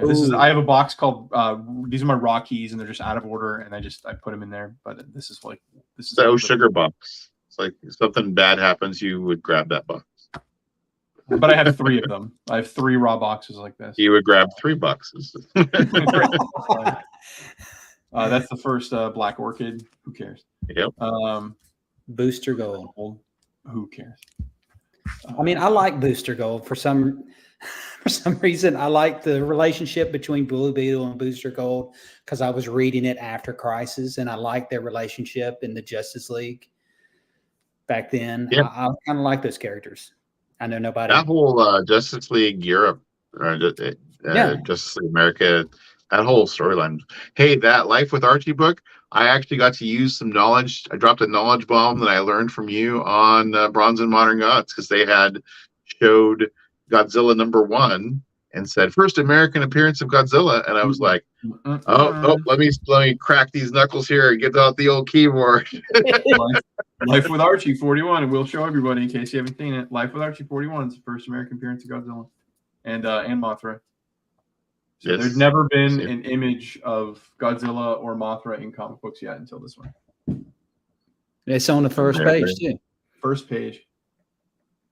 But yeah, I mean, clearly that's Godzilla. Now you could call it like it's not officially Godzilla; it's like a parody of Godzilla. But then, okay, fine. Then the first comic book is Godzilla versus Megalon, which was a theater. It was a theater zine that they gave you for. That's the first appearance of Godzilla. That's officially branded Godzilla. Godzilla versus Megalon. It's just like a single sheet, folded in the middle, and it's like them being like, "Oh, I'm fighting you. No way, I'm fighting you." And then just that's the whole thing. But you can almost like read it. The only thing you're not getting is the middle page when you see it CGC slabbed. But that technically that would be the first appearance. So like that Marvel one, it's so far removed from being his first appearance that like I don't even know how that got out there. Hansi, the girl who loved the swastika. Did you get that from Alan? I should make that the thumbnail for this. No. See your true colors. First Witchblade. Is that the first? Right. I didn't know that was first the first Witchblade. Yep. There's three versions of it, and they're all cheap. If you want the first Witchblade, it's like literally $8. They made. I was about to say, I think I've got a copy of that back there in that '90s collection I bought. I was like, oh, I think I've got a copy of that. This was given to me for free. Zombies the Cursed #1, a Wrigley. You know what? You can come up to me at that same convention and say, "Hey, give me that chick with the hot dog, nerd." So that nerd, I'll put nerd, and then, again interrupt me. Like if I'm like, oh, I'm talking to like the. If you want the Walking Dead, you have to call him idiot. If you want the chick with the hot dog, you have to call him nerd. I'll even set it aside because I'm not playing. Evil Ernie, The Revenge #4. This is the first appearance of Purgatoria. This is one that you can still find in dollar bins because the Evil Ernie runs that are after that first run with the Lady Death stuff. This run you can find in dollar bins all the time. Evil Ernie's Revenge, Evil Ernie Revenge #4, first Purgatoria. I love this. These are rare. First tarot. Yeah. Headlights. Jim She's Ballant. another one of those 90s ladies. Second tarot. It's Jim Ballant got some practice doing the bodacious tatas on Catwoman, and then he went tarot. Yeah. Zombie Tramp #1. That's a rare book as well. Yeah. Alan's still looking for a #3. I have a 1 through 4. So there's I guess there's an original mini series, and then there's the regular series. Here's a sick one. Rip Hunter, Time Master #3. Look at that. Look at that. That's like the octopus that Robin Williams fought at the end of Popeye. So I don't know if it's true or not. Somebody was telling me that the Rip Hunter issue, and the ending of the issue, he's being chased by like a T-Rex or something, and it says it's like shit, and then the next issue starts off with it. That's good. First Bizarro Batman. I love this. This is just a good cover. See, this doesn't deserve to be in here. This is just a sick cover. Yes. There you go. Awesome. Yeah. Oh yeah. And then this Brainiac in the background. I know. That's what makes it so. So romantic. It is. Oh, Brainiac. Superman makes love to your soul. I had one of those when I was a kid. I don't know. I probably cut that sucker up into a million pieces. Mighty Isis. I remember watching that when I was a kid. Yep. Yeah. See other random stuff like Red Sonia covers. Like there's some random stuff in here. This is the 3rd issue of Tarot. Gun Honey #1. Yeah. Adam Hughes, baby. Adam Hughes. Ernie the Revenge #3. What do we got? I'm like literally just grabbing stuff from this box. What do we have here? Pulling stuff out of the box. Show and tell with Ricky. Oh, and then a bunch of signed Conan books. Like that guy. That guy. Yeah, that's that Joseph Michael Lipton guy. The other guy. Okay. And it's that Linsner guy. Next guy. That Linsner guy. Yeah. I think they are. Are they all on? No, who is this? I know one of them has the name on it. Joseph Michael Linsner. Yeah, it's all Linsner. Yeah, they're all Linsner. Did you buy these signed or did you get them signed? I'm telling you, this is like the last. Okay, so this is advice if anybody likes comic book buying. Comic book buying. Here, take me off big. Comic book buying. Taking you off. Take me off. Take me off. I'm taking you off. Take me off. Comic book buying is like stocks. When is the best time to buy? When you can afford it, as soon as you can afford it. Like if you can afford if you can only afford like a 5.0, like don't let the people on the internet be like, no, it's 9.8 or nothing. Like get the 4.0. Who cares? Yeah. And then just like look at it as your book, unless. And I love this style of collector. I think this is so cool. You pick like 20 books. Those are your 20 books. Acquire those 20 books, and then all the comic books you buy are not new comic books. You're just trading and upgrading or selling and upgrading those 20 books, and that's it. And so I've seen dudes that are like, their collections are like, it's like X-Men 1, Fantastic Four 1, Spider-Man 1, Tales of Suspense, Hulk 1, and they have them all, but they got them at I got like a 0.5, or I got a no grade. I just got the thing without the cover. And then I traded that to somebody and I got a 1.0. And now he's up to like 6s in everything. And it's the most amazing collection. But he only has 20 books. You go to the comic book store and you drop $50, he puts it in the bank. Yeah. That $50 is going to go upgrade one of those books one day. I think it's it's an admirable way to collect. I like it. But so the point was I buy books when they're cheap. And I was on Mercari and a guy put up the entire Busiek Conan run. the whole thing, and he said it's like a 5 copies of issue 1, like 6 signed issues, and all like 58 issues in the run. And he was like $150. And I watched it and I didn't say anything. And then I just watched him for like 5 weeks go to fine, 125, 115, 110, 105, 85. And like I finally pulled the trigger at like, he sent me a personal offer for like 60. And I was like, yep. So $60, 60 issues, and you get the Linzer signs, you get multiple issue number 1s, you get the whole run. And so like, man, you can still get some good deals, and you get them online too. I don't want to hear any of this. You can't get good deals anymore. I don't hear it. Shut up. Stop saying it. Done. That Alien run, you didn't hear about this, Bigby. I was on Mercari, and a guy was selling a lot of Alien comics for $25. And he said, $25 takes this pile of Alien comics. And I only saw the edge of one of them, and it was that light blue cover that's the first Alien versus Predator. That because there's like 3 versions of it. It's that light blue, and I was like, I know what that is. It's easily worth $20, so I'll just get the whole thing. It was literally first prints of every single Alien book for the first like 60 issues. So it was like wow. First prints, 1 through 6, the first prints, 1 through 6 of Labyrinth, 1 through 6 of just over and over and over again. Like so, like $30 with shipping, and I got all of Alien. I don't even care about it. I don't even like it very much, but I have it. Good to have. And you told me you're on a big indie kick right now, so I mean, I'm on a huge. Are you getting stuff like? Do you have the first Mage or the first Grendel, or are those on your list? So here's the deal. Me and a bunch of friends online who aren't or are in a chat group that has a name that I can or cannot say. There's a group of us, and we're all YouTubers, and we're going to Terrificon in August, and this is actually happening. So like there's going to be a lot of like coordinated content of just like groups of us going to Terrificon. I already got my hotel room, Sky building, got my VIP ticket, cutting those lines, baby. And then we're all going to get together, and so I'm bringing a single stack. I'm going to be bringing about $10,000, and so like I don't know what I want to get.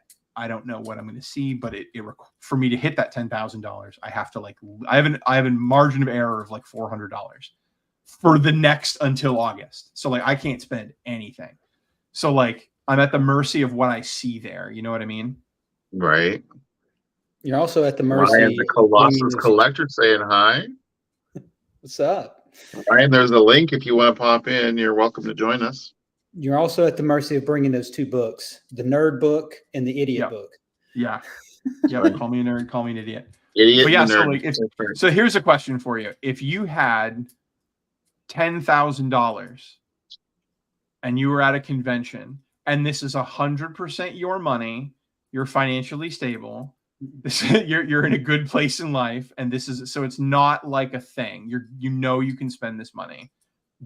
Like, what's your dream scenario? Do you walk in and get like, oh, somebody has like a 2.0 Fantastic Four 1, and that like, what's your dream scenario? Thinking I probably am looking at like an X-Men one. You can get get like a. You can get a 3.0 for like $7,500. Great. You just got an X-Men 1. You still have $3,500 left over. I'm getting a Tales of Suspense number 39. Yeah. Iron Man. Yeah. You could get that for, I mean, you can get like a 3.0 for like 7,000. Yeah, I was looking at them. A book that I want to get right now is First Doctor Strange. It's still super undervalued. It's like looking compared to all the other big Marvel characters, it's so undervalued. So you're right. So with 10,000, I got 3,000 more. Then I'm probably trying to find a low grade Hulk 181. Then Hulk 181 you can get today on eBay without even a convention. You could get like, I think you could get like a 4 or 5.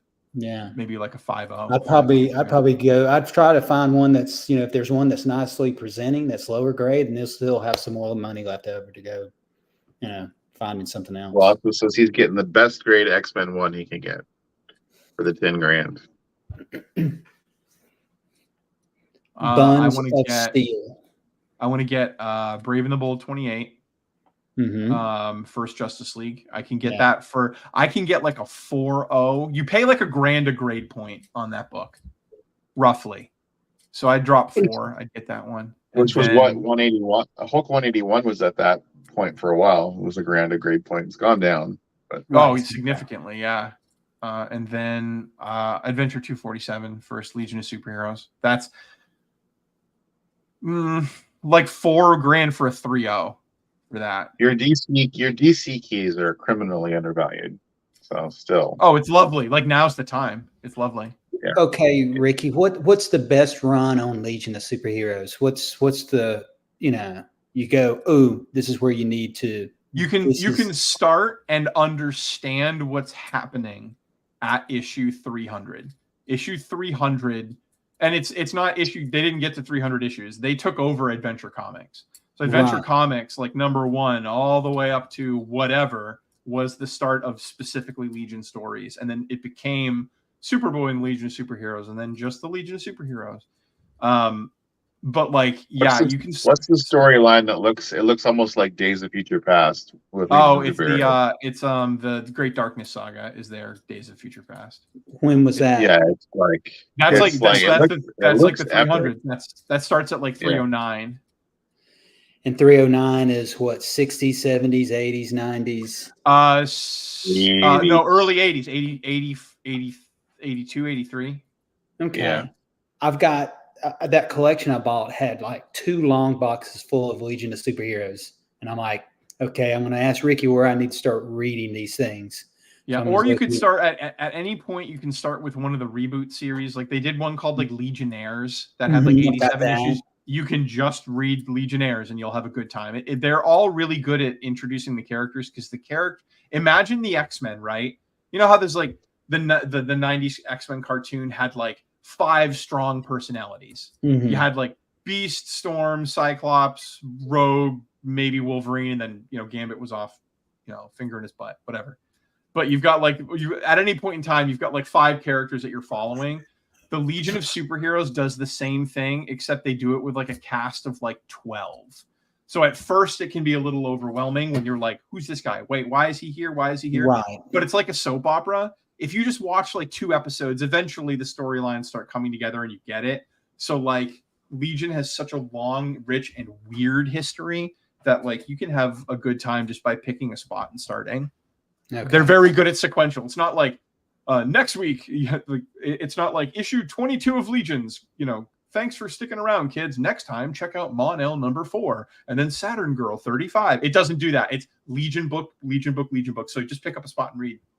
Because there's also a lot of Tales of the Legion of Superheroes. Tales of Legion of Superheroes are still numbered with the Legion of Superheroes books. All they did was they switched the title issue to issue.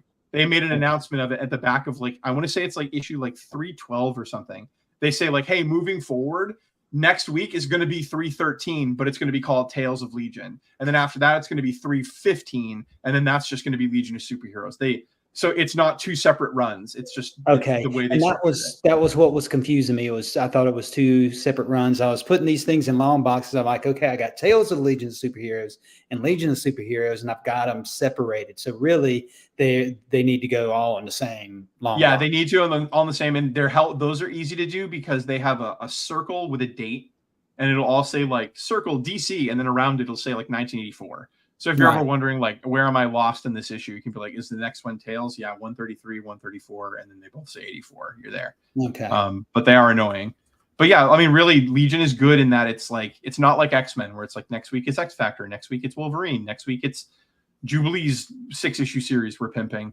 It's just imagine if X-Men was just X-Men 1, 2, 3, 4, 5, and that's how Legion tells their story. So just back when Claremont and Byrne were doing it, it was just uncanny. You had X-Men, and that's it. So you didn't have all these peripheries going on. So if you were forced to spend $10,000 on one book, you don't get many. What are we doing here? I'm doing Fantastic Four #1. Okay, you could get like a 1.5, maybe even a 2.0. Getting that 1.5, 2.0, but that would be like it for me. I'd be like, wow, I've got a Fantastic Four #1. It's a good one. Bigby. Can I even get an AF-15 for 10 grand? I don't know. AF-15, no. AF-15, you can get a 1.5 today for like $22,000. Right. It's up there. Can you get a? So I know AF-15 and Hulk #1 are harder Marvel books to get. Hulk #1 and a 1.0, you're spending 14. For a 10 for a Spider-Man, you could get a 1. You can get an issue 1. Yeah, I'd rather get like an X-Men one. But yeah, easy peasy. Right now, 3.0, 7,500 right now. It's X-Men with all the stuff on the horizon. It's not doing well. I had a at one point I had at least an 8.0 copy of X-Men 1 at one point.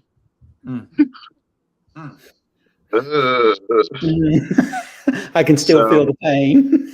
So we were talking about Zack Snyder earlier. Have you guys watched Rebel Moon yet? No. What did you? I watched it. It was enjoyable. Okay. It's on what platform? Netflix. Netflix. It's okay, I can actually watch it then.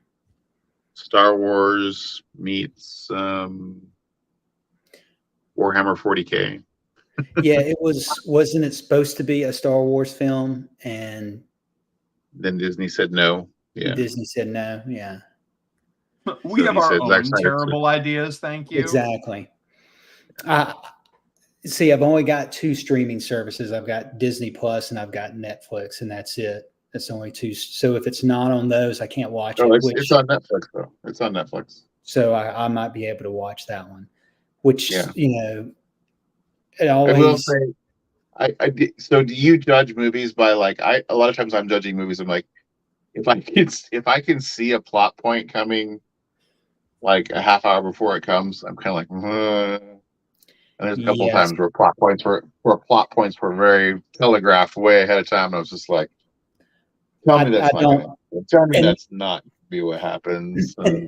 See, and that was a thing I did with the early Marvel movies. I was not so engaged in social media, and I just went dark. And before I went into a movie theater, I had not seen a single trailer. I had not heard anybody talk about it. I knew nothing. So I'm just talking about like you're watching the movie and you're like, a character is behaving in a certain way, and you're like, oh, that means this is gonna happen, and it's like, oh, that happened. That was, I don't know. Right. I like when you're like, what you're saying is if I go in with a certain idea and they're doing something and I go, is this where this is? I can tell this is where this is going. No, I don't like that because you're not immersed in it. You're not, you're doing too much thinking about what's going to happen next. You're not emotionally invested in it in irrational. When you're emotionally invested in it, you're not thinking rationally. You're not thinking ahead. You're like, wow, what's going on? Ooh, this is cool. You're not thinking, yeah, he's going to do this next. Yep. Yeah, he's going to do this next. And you're right. I don't like when I can figure out what's going to happen. Right. And that's the reason I don't enjoy movies as much now as I get way too much stuff. And I feel like I've seen the movie. Everybody's rehashed it. I've seen so many trailers. I've seen so much stuff. And I'm like, there's no reason for me to see the movie because I've seen all this stuff and I kind of know what's going to happen and everything. I'm not wearing Depends all the time and I've already been spoiled myself. And this wasn't that case. It was just that like there was some stuff that was telegraphed that I was going. If you don't want to watch the most recent Evil Dead movie, Evil Dead Rise, right? That one that just came out. If you don't want to watch it, but you're curious, if you watch both trailers that they came out with a trailer A and a trailer B. Watch both trailers, and it literally they combine to make the entire movie. Literally every single scene is outlined in it. And if you just think of one while you're watching the other, you can assemble it in your brain of like, okay, that's when they get possessed.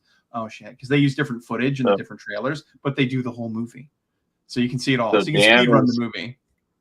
Dan is saying hi. Dan's X-Men Comics. Dan, there's a link in the chat group which shall not be named if you want to join in. You can join our D&D group.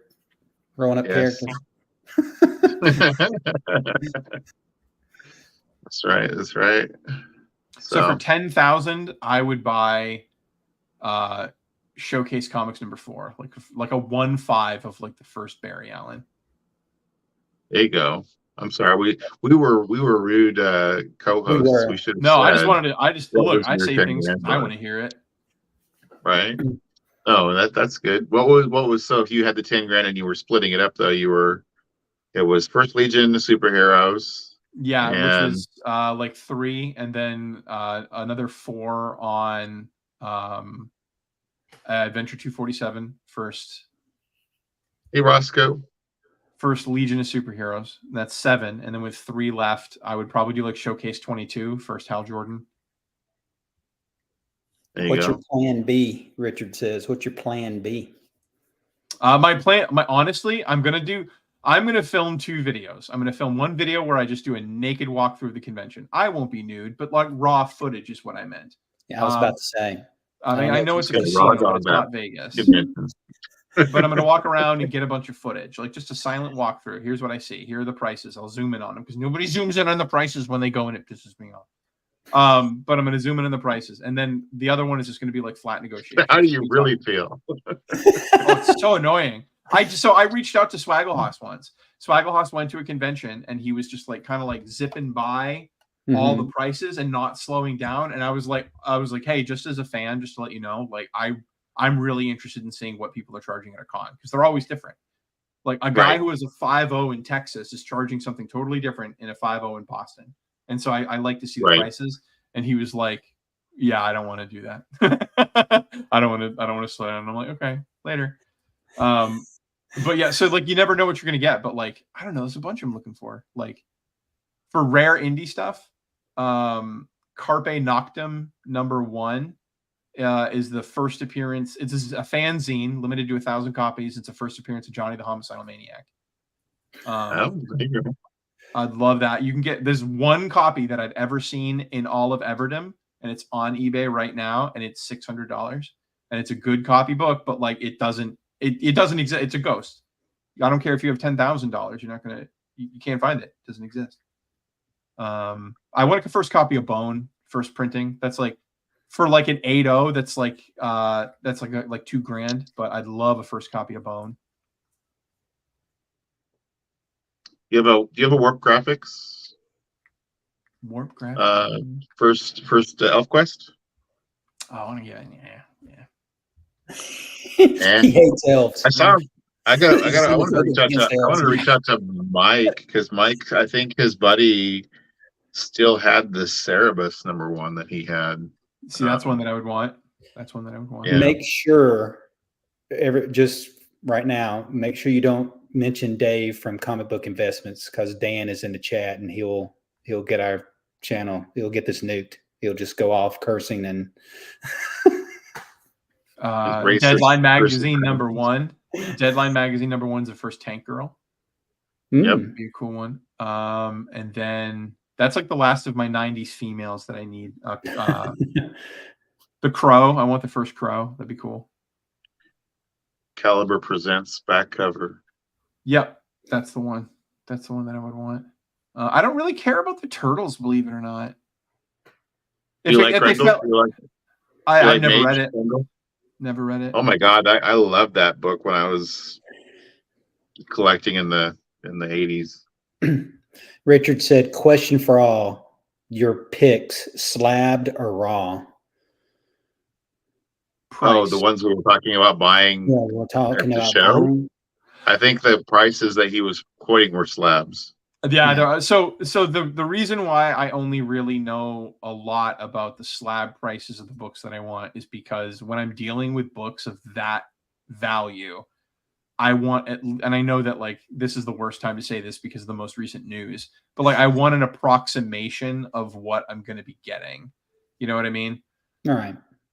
Like if you're getting like a Fantastic Four #2, I want to know that it's all there. I like to see it looked up on the census. You know what I mean? If it's a big book slab, so like big book slabs.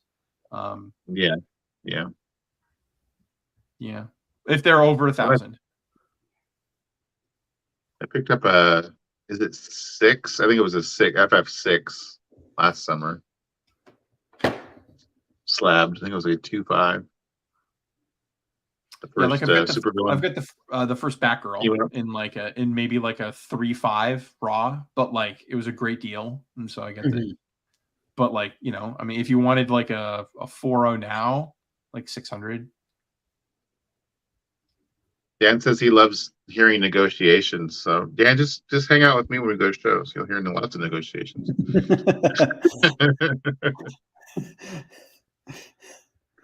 So do we have like a head count of like who's coming to this thing yet? I know I already bought my hotel. Mon bought his hotel. Oh. Mr. Akins and I were just talking the other night about how difficult it's going to be for us to go. So I don't know if I don't know if I'm going to make it. But. You know, at the beginning of the year, we always do our budget. And I'm like, oh, we're looking pretty good. And then, you know, it finally gets below 50. And my wife's like, why is the heat not coming on? You know, $1,000 later, we figure out, oh, your heat doesn't work. And just now, you know, in December 22nd, we figure out that the heat doesn't work in the house. And so it was $1,000. I'm like, dang, that was plane ride and a hotel and a yeah. You know, so yeah, we're talking. We're like we could probably both make it there, but like we wouldn't have any money to spend on books or anything. and that's the thing. But the thing is just come and see all you guys. But you know, yeah, I'll know something in January. You know, as soon as January gets here, and I know we go down, we sit down, we do our budget. I'll know something in January. So after Christmas, I'll know. What was the cost for your tickets and your hotel room, Ricky? Let me pull it up. I got my receipts. What was it? 160. Ricky's got the receipts. He's gonna spill some tea. Yeah. What was it? 167 for the tickets for early entry. So I got VIP for the tickets, which is it's called the Foot VIP, the Fans of Old Terrificon or some nonsense. That was with tax. I don't want to show in the camera because it has the last four of my card. With tax, yeah, you have to show it. Yeah, 172.50. 172. 172.50. And this is the one that says every day you get to skip one line, and then you get into the convention 30 minutes before everybody else. So I can get in. I want the shot of my camera out and showing the crowd coming in. You know what I mean? I want those shots. I also want to be able to like run around and look at some negotiations right away. If I walk in and I see a book for $3,000 and it's a book that I love that I want, I'm not going to be like lowballing the guy. I'm going to be like, I'll be like $2,900. Let's go. Did you read what Dan said? He's thinking he'd rather hug you guys than buy $1,000 book.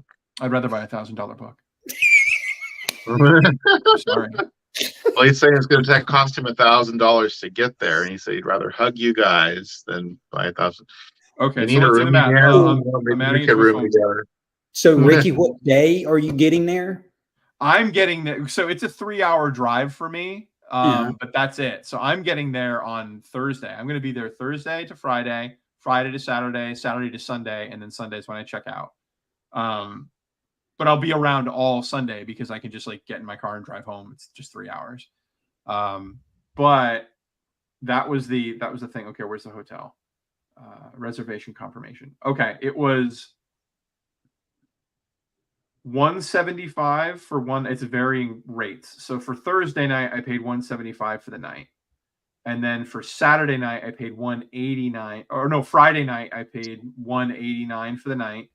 Plus $189, and then Saturday night's the most expensive, where it's $259 plus $259 in total. To stay there for 3 nights and to get the VIP ticket is $795.50. It's calculator. It's okay, Bigby. It's a calculator. I thought you were going to show your card again. No. $795.50. But let's say you didn't want Thursday. You just want to be there for Friday and Saturday. Let's deduct that. That's $175. So minus $175. I know I'm weird. I just want to go there for an extra night and like have a spa day. $620.50 if you want to get the VIP ticket. And then let's say you want to shave off the VIP ticket. Let's say you want to stand in the line with all the unwashed masses. That is $175 for the VIP ticket. I think the regular ticket is like $40 a day. So that means if you went for 2 days, that's $80. So 175 minus 80, minus 95. So minus 95. How long is the show? The show's 3 days, right? Yeah. So if you got there and you just did Friday and Saturday and then Sunday, regular ticket, 2 nights at the hotel, Friday and Saturday. $525.50. Gotcha. Colossus says he just booked his reservations. So now the definites that I know, Mike is 100% going. I'm going. Mon's going. Colossus is going, and then who else? I thought there was somebody else that was 100% going. Oh, Alan went last year and he got free tickets, and so I think he's probably going to go this year as well. And if Alan's there, like I'll hug Alan. I think he needs it. But me and Alan will hug. I'll film that. He got free tickets because he says he told them that he is a media person. He's a YouTuber, so he totally is. He totally is. And like I bet that. Well, yeah, but I bet they check to see. You Bigby, you might have enough of subscribers. Mike definitely would. Mike is. Mike went free last year, so Mike's gonna go free this year. I think he's trying to get extra passes, but I don't want to count on that. Because that's the thing. So I think Alan got free passes because they told him he had a camera crew. So it was his kids. Hey. Hey. So he got free passes for his kids. They were his camera crew. Labor's labor. Yeah. Right. So. Yeah, but still, even if it's free passes, that you're still waiting in line to get it, and it's $120. So Richard just says he's never been to a con. Do sellers lower prices towards the end of the show? Yes. They do give you better prices at the end of the show. They don't want to go away with as many books as they came with. If you go to a show like Dan and I went to the Frankenstein swap meet, a lot of times those kind of vendors, they're wanting to sell their entire table at the entire end of the show for pennies on the dollar because they don't want to lug all the long boxes out. So, yeah, and then it's cash is king. The more cash that you have, especially in the big sales, that's king, because if you swipe a card, the federal government immediately knows how much they sold the comic book for. But if you pay with cash, all of a sudden the federal government doesn't know how much cash you have on you, and so you might Dan sniped X-Men, was it 139 from me because the guy I was negotiating with the guy, and or was it the first Days of Future Past, I think it's 139, right? Anyway, 141, 140, 140, 140. And the guy, we got him down to $50, and the guy was like, if it's cash. I didn't have cash, and Dan did, so Dan got it. See, Colossus says I'm 3 away from 900. If I get 1K, maybe I could weasel into a free ride. There you go. There we go. Guys, go sub up Colossus Collector. And Ricky also. Ricky needs some subs. Yeah. Colossus needs some subs. And Mr. Akins needs some subs. So sub them up. Sub them up. Well, why not? I'll know definitely in January. Once January rolls around, then I can tell you it'll be a definite yes or a definite no. I would love if we could all. I would love everybody to be able to go. I would love. I was semi-serious when I was saying we need to start a GoFundMe. I mean, like, telling all of our fans, like, hey, we're all gonna, it's all group effort to pay for hotel rooms and transportation and everything else. We're all gonna do special content for you where we're doing crossovers with all these other creators and getting crazy. Me and Big Ricky says he's gonna kill a school bus full of people. So I'm gonna get arrested for something. I don't know what the crime is. I don't want to get that far ahead of it. A crime will be committed. Yeah. You don't have to donate money. Colossus says I donate a couple bucks. I donate a couple bucks.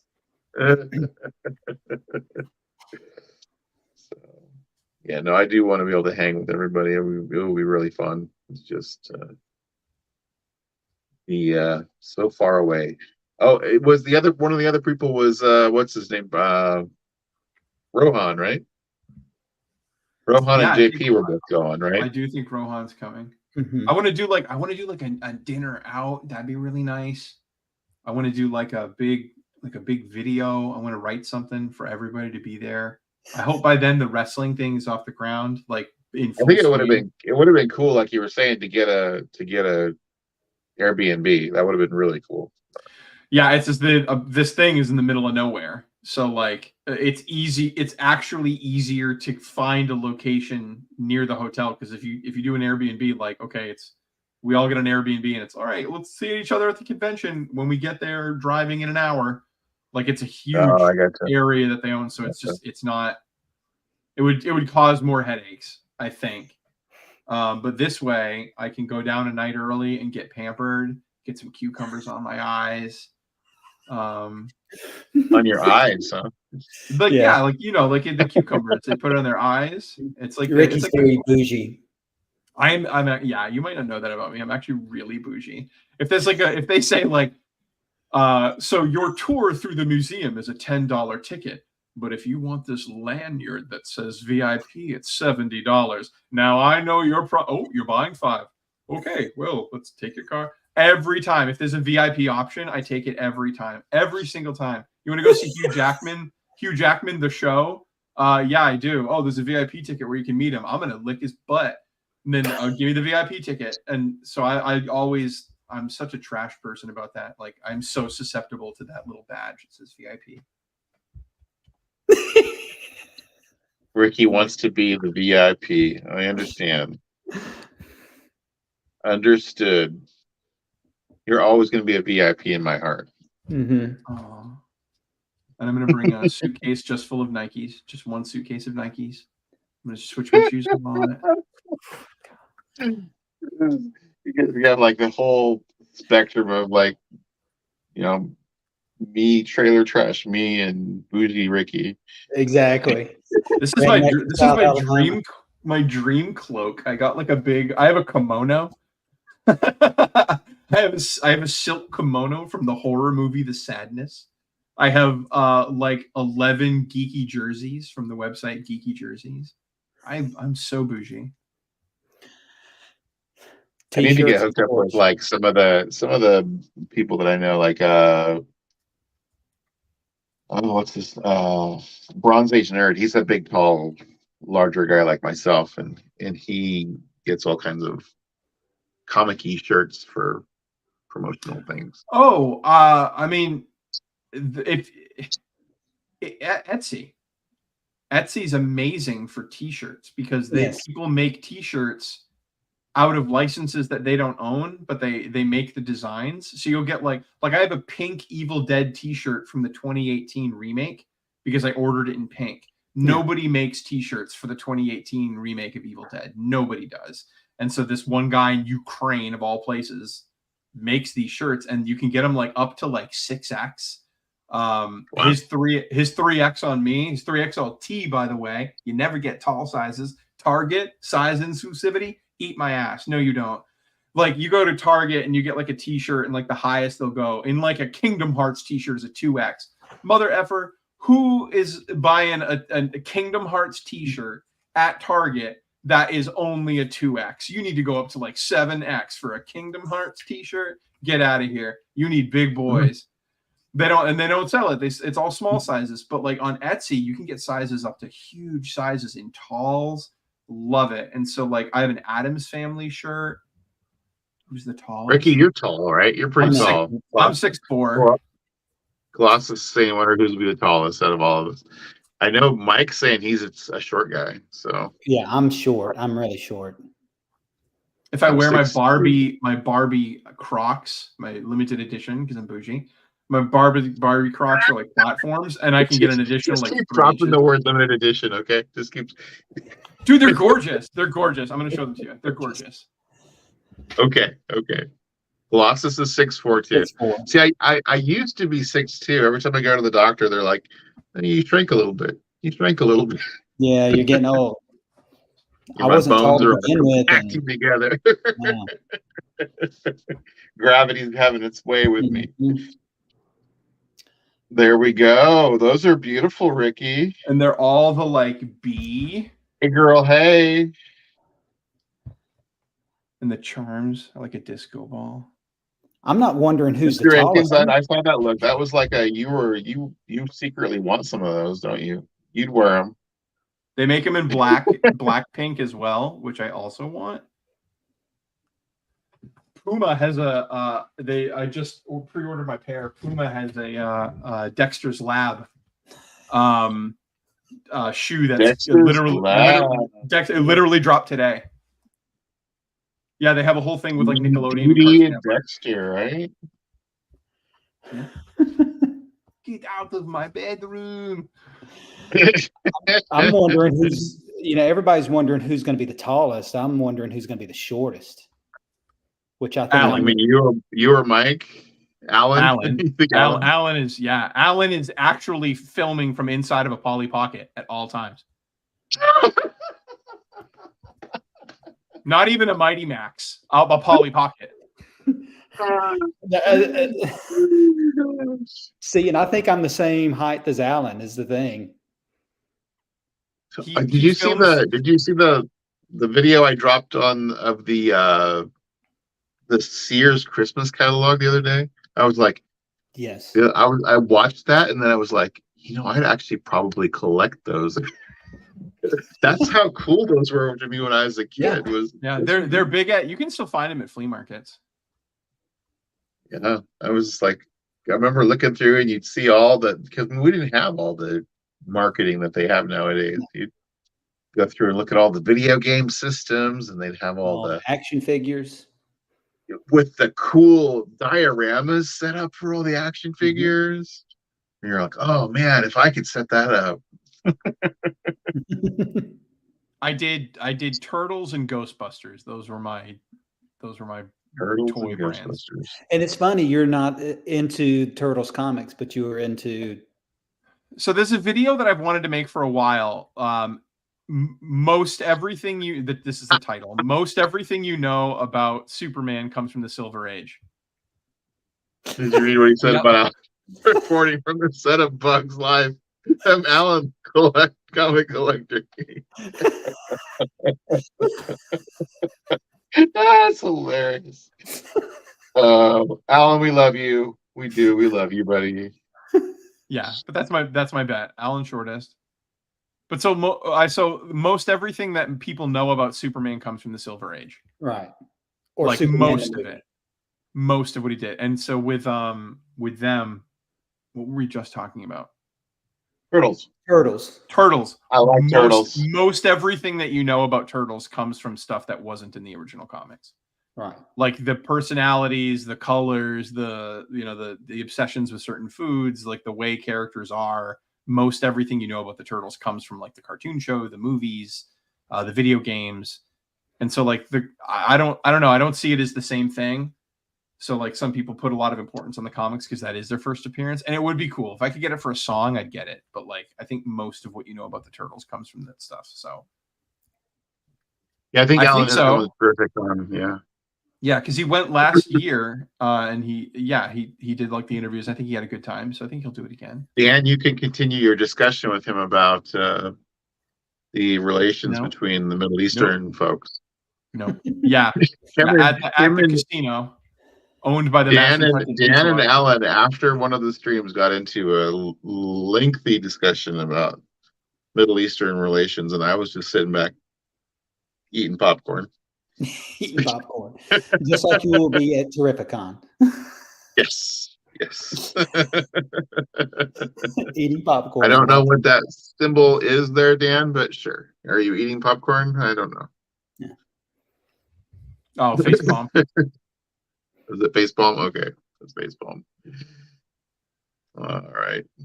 Stop instigating. I'm not instigating. It's stirring the pot. That's right. I'm just reporting the truth. Bro, stop instigating. Oh my gosh. You were saying something about Mr. Akins earlier. Sneaking into your brother's room. That was it. Yeah. That was. Yeah. I was like, Mr. Akins sneaking into play.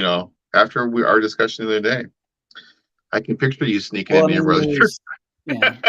You were a Yeah, mischievous little I devil. was very mischievous. This is what somebody said a couple years ago. Somebody said, yeah, Mr. Akins, what was he when, you went with him, you were with him at school. What was he? Was he like the nerd guy? Was it very, they looked at you and they said, he was a terrorist. He terrorized people.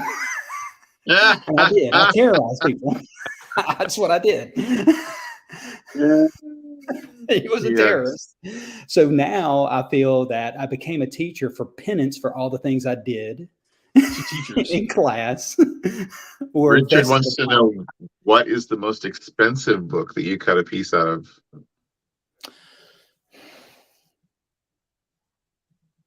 I'm trying to think. Most of what my brother had was those reprints of Fantastic Four.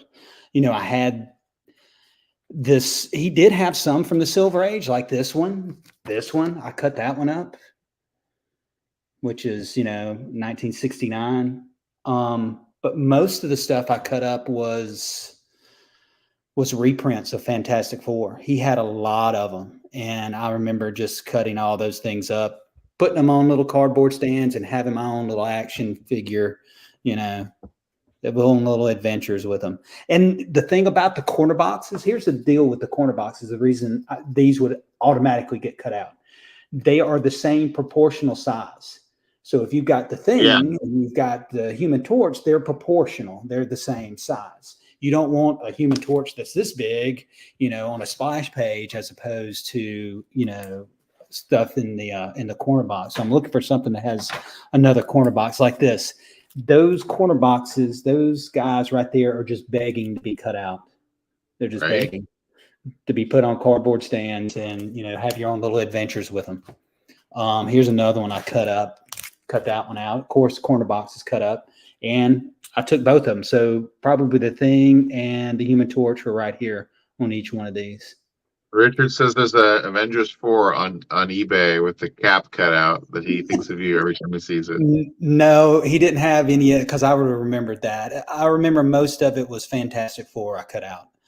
He had reprints of the Avengers. I remember cutting those out. And I remember cutting up this.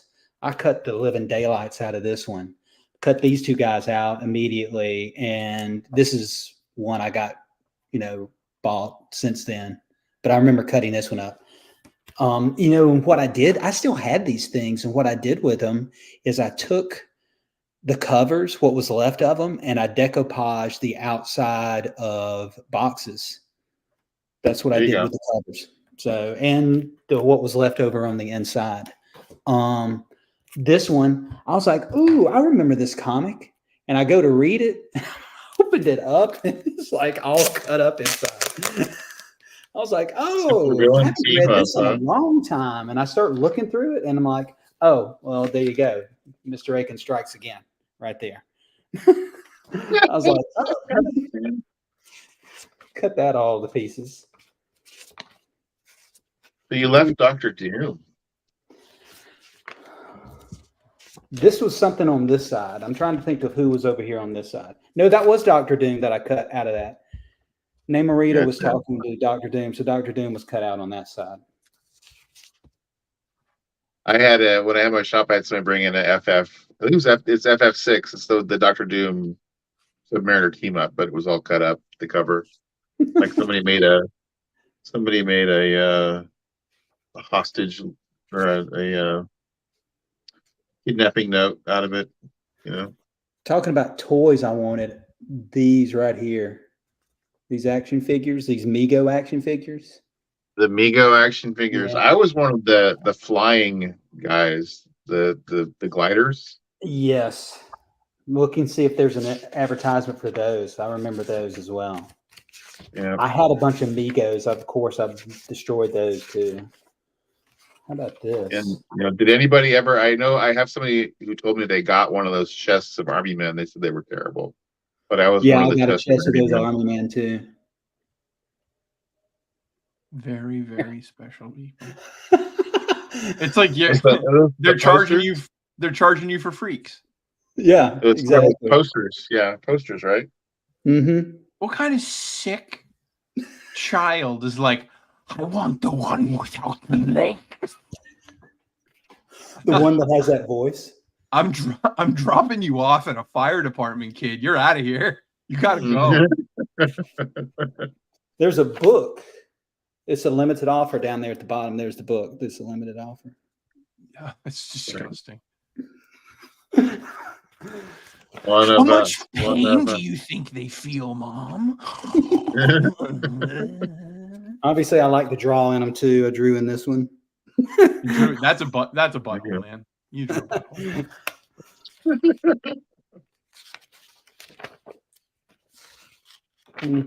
I used to love the Hostess fruit pie ads. If you love those, you need to subscribe to Harry Bauer. He does a go subscribe to Harry Bauer, and he does a motion comic, and he does the Hostess Trinky ones. He's got actors that do the voices, and they're really short. Harry Bauer, Bauer. Oh, okay. I was wondering why it wasn't. And he's got a whole, that's one of his playlists where he does. That's cool. An action comics. Yeah, they used to like fight off aliens. Mm-hmm. With Richard says it's the same kid who had nothing but Ewok toys and nothing else. That were one of those posters.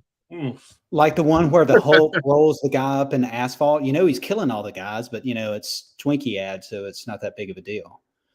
It's all right. It's okay. But yeah, check those out, Ricky. Those, if you love those Hostess. I do. And they're real short. They're like a minute or two long. They're pretty much all of the 90s and 80s for the Legion books were all like video games.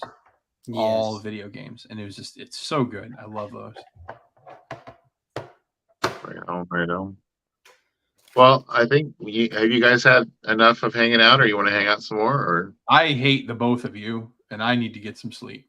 Yeah, I love all of you, but yeah, I could feel that. So, well, thank you everyone who has been in the chat and who's been donating their wonderful time to watch us, and thank you guys for coming on and hanging out and showing books and talking. And I want to wish everybody a Merry Christmas and a Happy New Year, and just all the feels. So, all right, thanks everybody. We'll catch you later, and share your love of comics with everyone you meet.